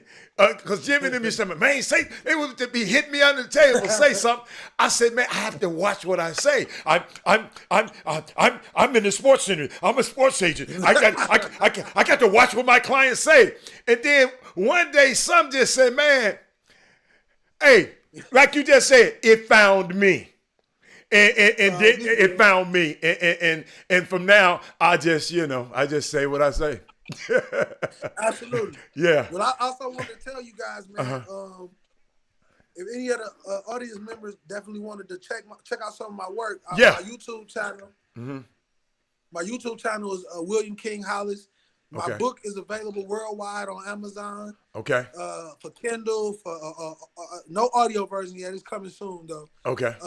Also, my Instagram is William King Hollis. Mm-hmm. And like I said, anybody that want to collaborate, especially Black-owned businesses, you need commercials made. I got sweet deals on voiceovers, all that. I like Black-owned. So I don't care how small your business is. You want a commercial, Right. you need anything promoted. Let's work, man. Let's bring it together, baby. It's Bring it unbelievable. all in. Unbelievable. Bring it all in. Well, I know, and the title of his book, guys, is "The Best Gifts Come from the Bottom." And you and want to let you know that book. Of course, you give them your website in a second, and how you might can let them. You might can scroll it out there. I see somebody just put it out there right now. Maria just put the website Trade with King Hollis, and there you go. And what I've done is want to let you know that I didn't just, when I buy big, I didn't just buy a regular book. I just purchased one of your books while you were talking. You go look on your PayPal or your receive, and I purchased the book with the autographed copy. So I paid extra than that. So you'll see that in your thing already right now. I'm looking at my receipt. And appreciate that. So that was at 11:34 a.m. Pacific time. So it's 1:34 Central Time. That's the time that payment went through to you. So letting you know that way now supporting you, you'd rather that type of support coming when you knowing that it's genuine. Man, that speaks with a different type of stick. Let me tell you something about that book. I wrote that cover was made 4 years ago, and I wasn't ready to write that book. The person that wanted me to release the book with them was Folio. It's the biggest publishing company in the United States called Folio. They did Kareem Abdul-Jabbar. They done everybody you name, but they wanted to own a piece of me. They told me, they said, Will, you can never sell 1 million books independently with your people. And I bought the ISBN. I own my book. That's my book. Amazon only partner with me. They just because it's such a mass thing. But I clips over 6,000 sales of my book, 6,000 copies. Either it's all together with pre-sales, other things, and I did it with King with literally not one marketing video, not nothing. You know what I mean? Because what I did was I didn't never do this for the money, man. I did this. The people saved my life. That's why I'm always grateful for the people that I meet. The world became my psychiatrist. I spoke to them. I started to meet people who went through the same problems, started to save people who went through the same problems. And it gave me my why. It gave me my purpose. So the reason why I always be with the people and for the people is because the people made me. The people made me. That's who made William King Hollis. I can never be Hollywood. I can never walk past an individual and not acknowledge them. I can never not get a message and not answer them back. I have to love the people by any means necessary, and I can never compromise that for no amount of money. My man, we definitely appreciate it. And tell them how can they follow you, and how can they give them your website, and also how can they follow you on social media for more the latest and updates about King Hollis. Well, my website is kinghollis.co. That's King HOLLIS.co. My Instagram page is William King Hollis. My Facebook fan page is William King Hollis. My LinkedIn is William King Hollis. You cornered them all. My Twitter is William King Hollis, and it's across the board, ladies and gentlemen. Okay. Just search William King Hollis. You in the building? Yeah, YouTube. Check out that. YouTube is where all the magic happens. Come on, man. Yo, YouTube, I can't wait to get off the show. And of course, we're gonna support you. See, I can't multitask. Jimmy can sit up here and type on the show. I got the controls over here. I can't go and order your book while we on the show because I got the control of the show. But we're gonna make sure we make it happen, man. It's just So one more thing, can I come give on. a huge shout out to Al Jones? Yes, sir. And the Epic Company, Forex Trainers, a black-owned company that is transforming the financial mindset around the world. It's a reason why I partnered with it, the reason why I'm a part of it. That's the reason why I'm on this interview through that connection. But a huge shout out to Al Jones and that whole team over there at Epic. And like I said, people, if you guys are thinking about changing your life and truly making your money work for you, check this out. Don't even put no money down, but research, check it out, and understand that times are changing, and the dollar is changing as well. So don't be what they call it, a mommy, Right. and a slave Right. to the past. Right. Elevate with the future, because the future will leave you, people. It will leave you. Yes, sir. Thank you, sir. We appreciate that, man. Of course, guys, great combo. And want to remind you of something, King, on the Chop Shop. Remember how you swap the word out and use the word King? We don't do interviews. We have conversations. Yeah, so this is a conversation. Them other shows, they do interviews. Conversation. Right. We have combos on the Chop Shop. And so that was some great combo. One of my favorite interviews ever, man. Wow. One of my favorite interviews ever, Chop Shop, man. Chop Shop, the number one show in the world. All you celebrities need to come on, get on this show, man. My man. Powerful, real. Yeah. Lock in, man. The Chop Shop, the best. My favorite. I can't wait. Just keep on pushing through. And the key to it is consistency. Yeah. It's like you're getting up at 4:30 in the morning. You can't get up on 4:30 in the morning on just the days you want to get up on. You got to get up at 4:30 the days that you don't really feel like getting up at 4:30 in the morning. So that's the part about pushing on through, being consistent at what you do. Once you are consistent, then it becomes a habit. Once it's a habit, then it's like muscle memory all throughout, internally and externally, at what you do. People will notice it, and once they notice it, then they are going to either get the hell out of the way because they realize you going full steam ahead, or they're going to get on board and try their best to help out, because people want to be associated with winners. That's a habit for the most part. Now, some people don't like people that win too much. And that's the thing now. When you win too much. What happened?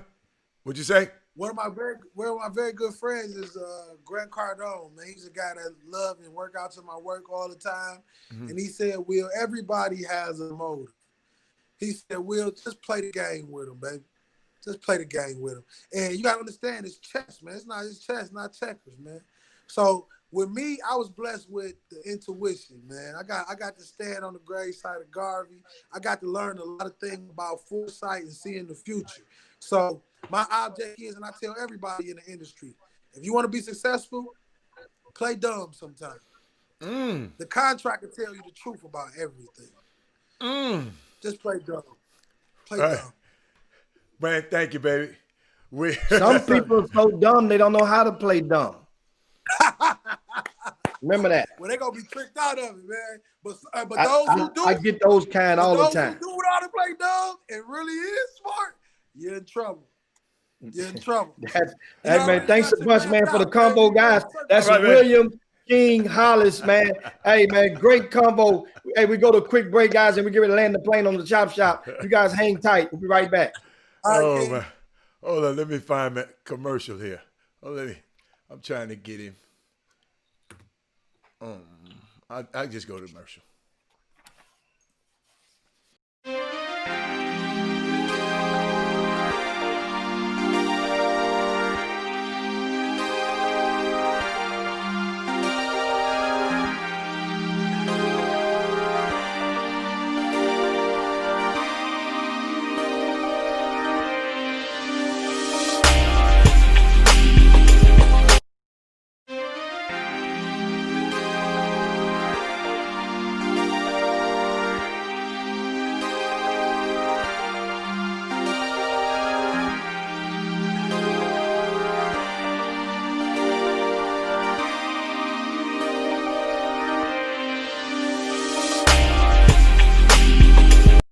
My name is Laura Jane Jones, and I am so excited to be joining the staff at Future Stars of Houston Academy in the vocal department. I wanted to do this intro video to let you know a little bit about me, my experience, as well as my training and my philosophy on vocal coaching. So, first and foremost, I have been in the music business for 30 years. I have performed and traveled in 90 different countries. I have performed on the biggest arenas, stadiums, theaters in the world, not just once, multiple times. I have recorded or toured or performed with the likes of Enrique Iglesias, Joe Cocker, Aerosmith, Kelly Clarkson, Leah Michelle, Tina Marie, the Black Eyed Peas, Billy Ray Cyrus, BB Winans, Peebo Bryson, Vintage Trouble, and Miles Mosley, just to name a few.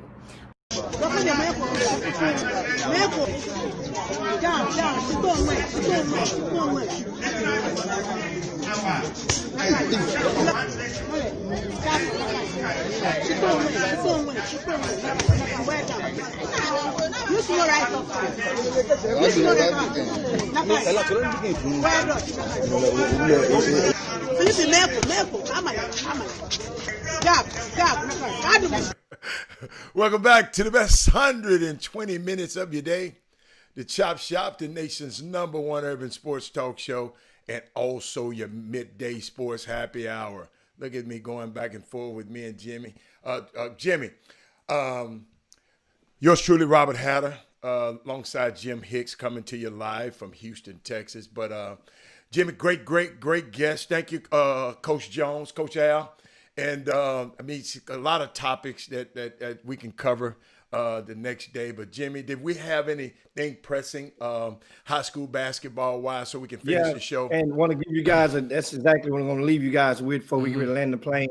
And that is how to let me do this right here and do this right here. So how to can that way. I want to show you guys. So don't forget rcssports.com, rcssports.com. That is your #1 info source for Greater Houston basketball. I'm going to tell you something, guys. There's so much intel on this website. If you think you like high school basketball, this is the time to go over to the website. And I'm going to show you something right in just a second as how you can click that in right now. And that is, here we go. If you can see right here, guys, this is the front of rcssports.com. On yesterday evening, we posted the recap of the game between and San Antonio Wagner. You see, these are on the front page. You can see over on the right side, on the left side, that's the date. And you go and you see a little teaser. And then you have what the orange button right here where it says read more. As you see read more right here, I'm putting a cursor on it. You simply click read more. And this is what would happen. It's going to refresh your screen. You scroll on down and you'll get detailed recap evaluations. Detailed evaluations from different players on what they did in this particular game. Plus, you have a video right here. You can click this button. And on this video, it goes directly to my guy, Jeffrey Day. He's there with the film and has this. But anyway, I'll go back. I'm just showing you guys, that's how you go into that. I don't want to go into the video because it might have some music up under the video. So I backed on out of that, some of these highlights. That's a good recap. Now, while you're on this website, this is the game from San Antonio Wagner and Legacy. And that's the full recap. There are several other recaps up under that from recent games. You guys can go check that out. Now, meanwhile, I'm going to the top of the page. If you look at the top of the page where it says VIP news, you click on this VIP news. Here's what you get. You get the games to see around Greater Houston this evening. Look right now. This is what time they are. These are some of the games, the top 10 games to see around the area. If you're interested in going to see some high school basketball, those are the times on the left side. The way you see is blank that means the same time, 7:00, all these games. And these are some of the games to see. Also, in the VIP news. You'll see the teaser of what's inside. Another recap from a game, Premier Academy and Level Up. Guess what? Guess which top 5 ranked player has transferred schools? A top 5 ranked player has just checked out of his high school and checked into another school just on yesterday. I'll give you that news. Guess which ranked players have been deemed not eligible to play with their teams? There's a lot of kids who transferred during the offseason. A lot of kids are not eligible to play right now. And we'll give you those details. And guess what I'm going to do, Heather? I'm going to sneak in there and give you guys a peek of what's inside the VIP news. So this is where you understand something. I keep telling you, pay attention to the consistency of the VIP news and RCS Sports. Here we go. I'm going to click this read more. Guess what it does? It takes you into VIP news. I'm going to scroll real fast, let you see how much writing is inside of here. This is the recaps right here. I'm going down. This you get all of this stuff. This is the recap with the stats, other news. This is the kid about the transfer. Oh, Jalen Lowe, Jimmy, top 12 player. You mentioned that Jalen Lowe stuff. Yeah, boy. Okay. You knew that all the time. Ooh, I didn't know that all the time. I just told you that was common sense. And you said you let the cat out the bag on the. This is what's in the VIP news, guys. Yeah, all of this stuff. Yeah, and also I explained why. And there's another the Yates and Crosby recap. We told you that on yesterday. We can go on back to how you can click. This is rcssports.com. This is the website. This is where you need to go. This is what to get your fix on high school basketball and stuff around the area. Now you guys see some of the things that RCS Sports does for the community. And all you have to do, we are preparing these dishes for you to eat. We just need you to come and get it and read it. That's all. If you coming in reading it, it's going to be good. It's going to be all, I'm telling you, you're going to love every city. Wish they had intel like that prepared for them when they wake up every morning. You don't realize how good we have it in Houston. A lot of people don't. And they'll focus on so many other things as like, well, man, you want this ain't giving they ain't giving me love here, they ain't giving me love there.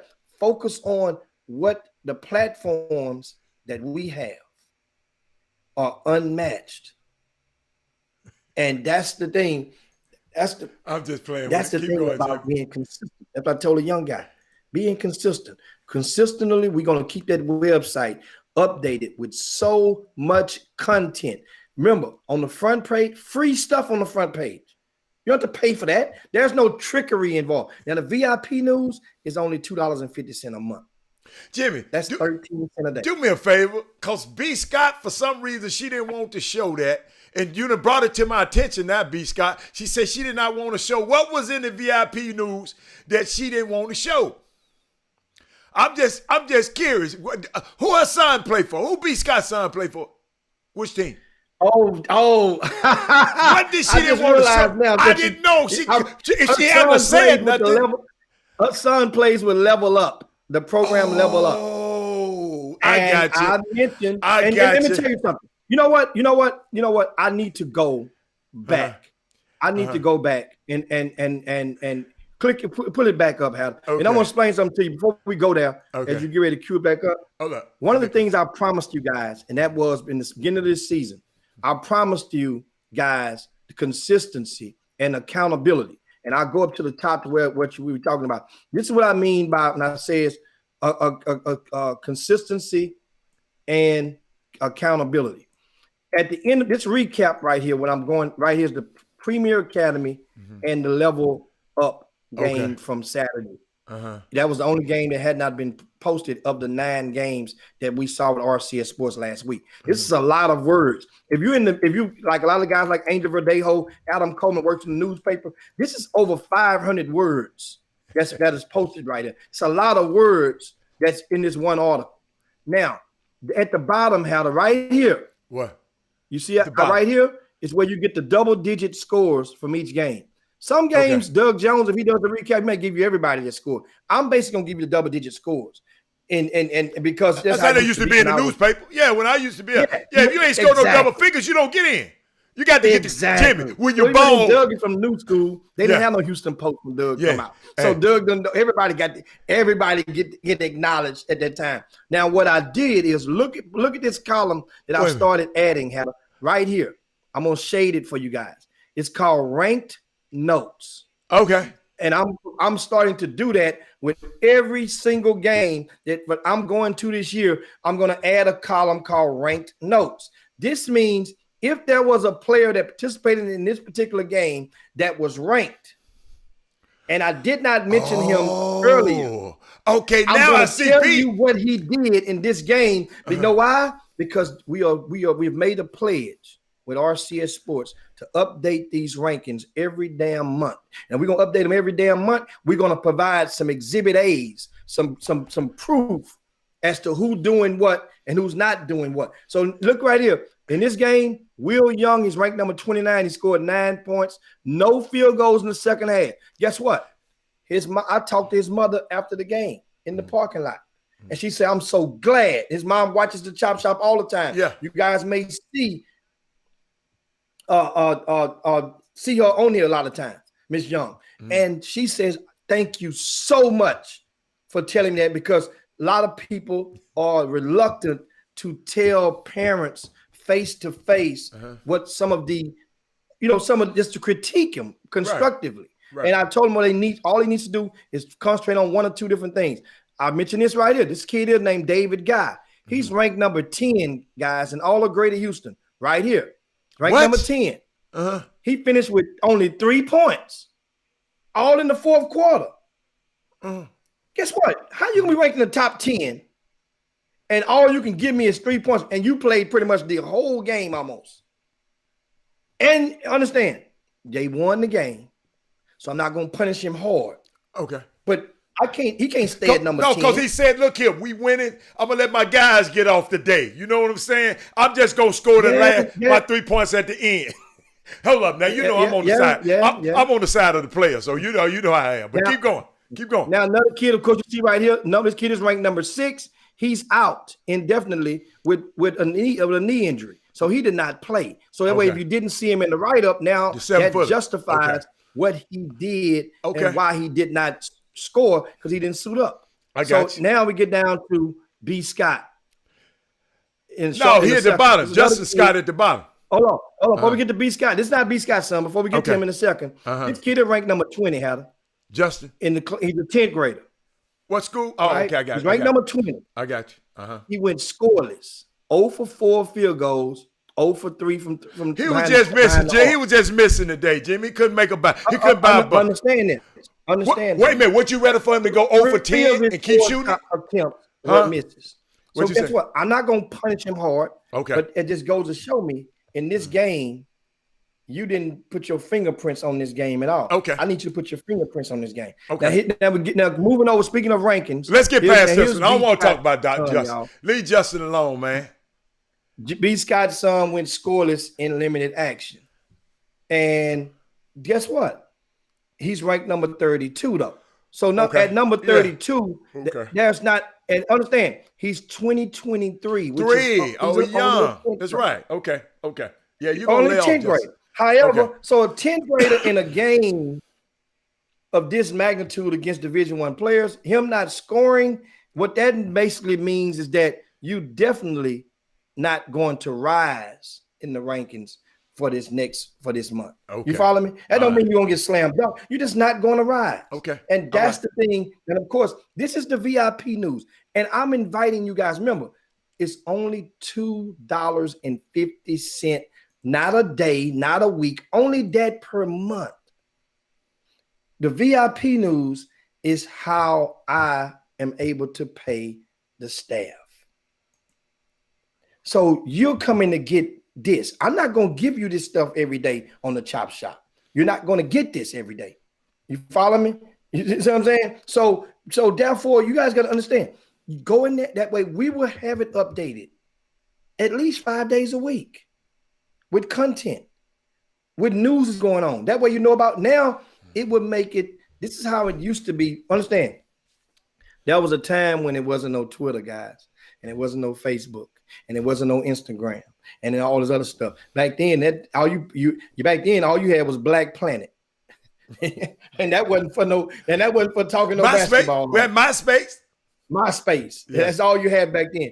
And so that means this website, RCS Sports, is where people went for Greater Houston basketball to get their morning fix.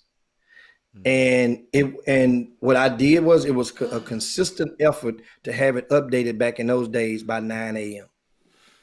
And that's what I'm trying to get back into that. This was updated. What you just saw last night, Adam, it's updated last night. You said consistent because I know you. And that's what you don't like to go by those schedules. Just starting.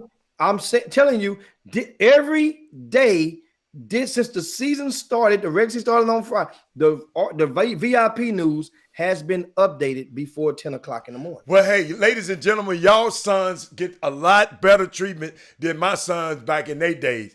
And back in 2002, because it wasn't. He just, guess what? Jimmy has pivoted, and now I like that 9 o'clock in the morning.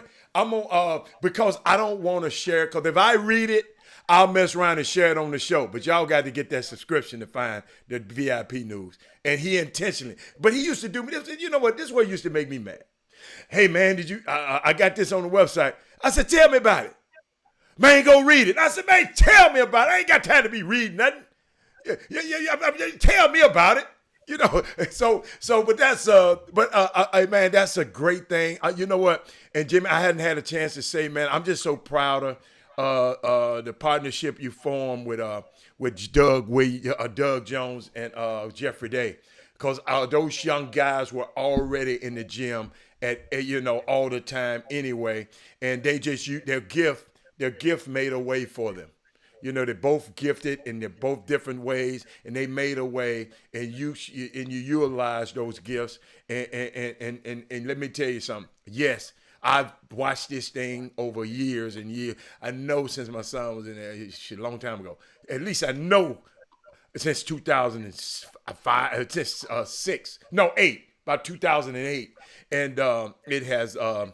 The website has evolved. It's gotten better. It's got interactive because it wasn't interactive back then, and got flashes and stuff you can pop across the screen. So it's a great information source, because let me tell you something. Like right now, especially during COVID, Jimmy, I'm finding out that a lot of people are not printing their schedules. I mean, well, you can't find people's schedules. So this is a great place to be able to find the schedule of what's going on. Because I know Hightower had a game, Jimmy, and it was canceled. It's not on your thing because they're not playing games yet. Game this day. So it's a great information source. And speaking of which, the Hoops Giving Classic, we released that schedule about 2 weeks ago, and I just got a call last night that one of the schools, a player got the COVID. So now they're shutting their operations down for the basketball all the way to the end of the month. It's happening in Dallas too, Jimmy. Somebody called me. I didn't know that until you just gave me that information. They asked me, have any schools been shutting down? And I'm glad you gave me that information so I can relay that to you. Yes, it has. Okay.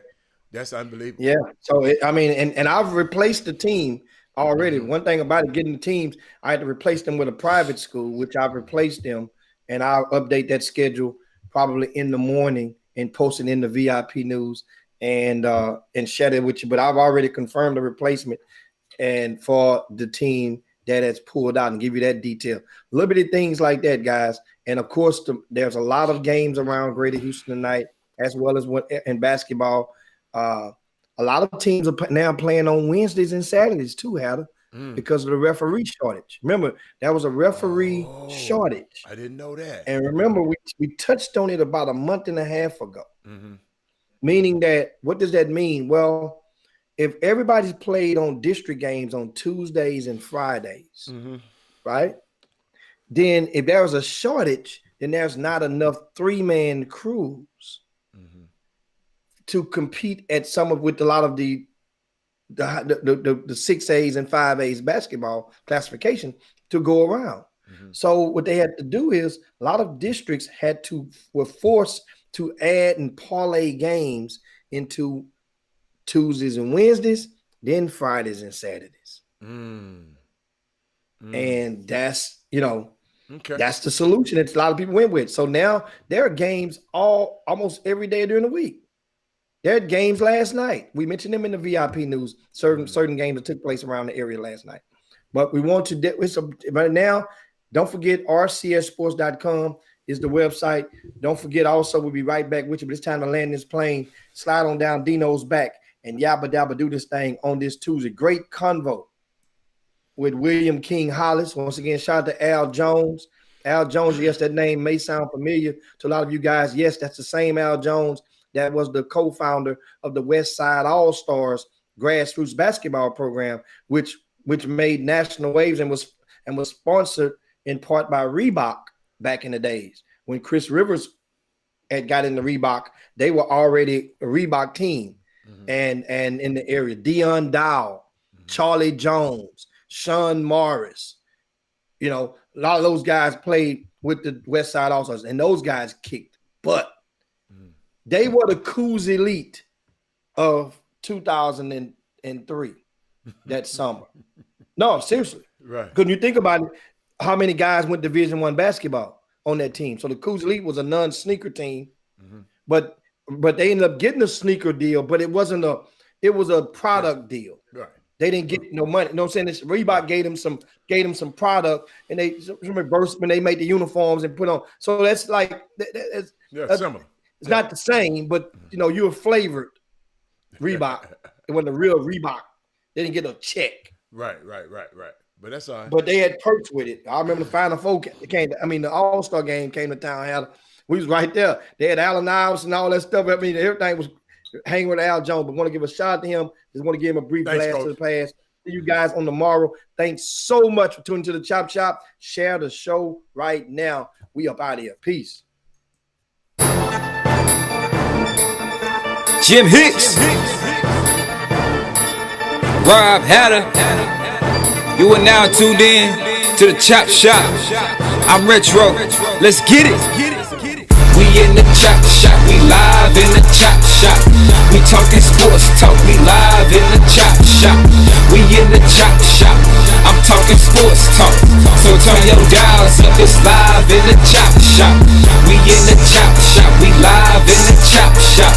We talking sports talk, we live in the Chop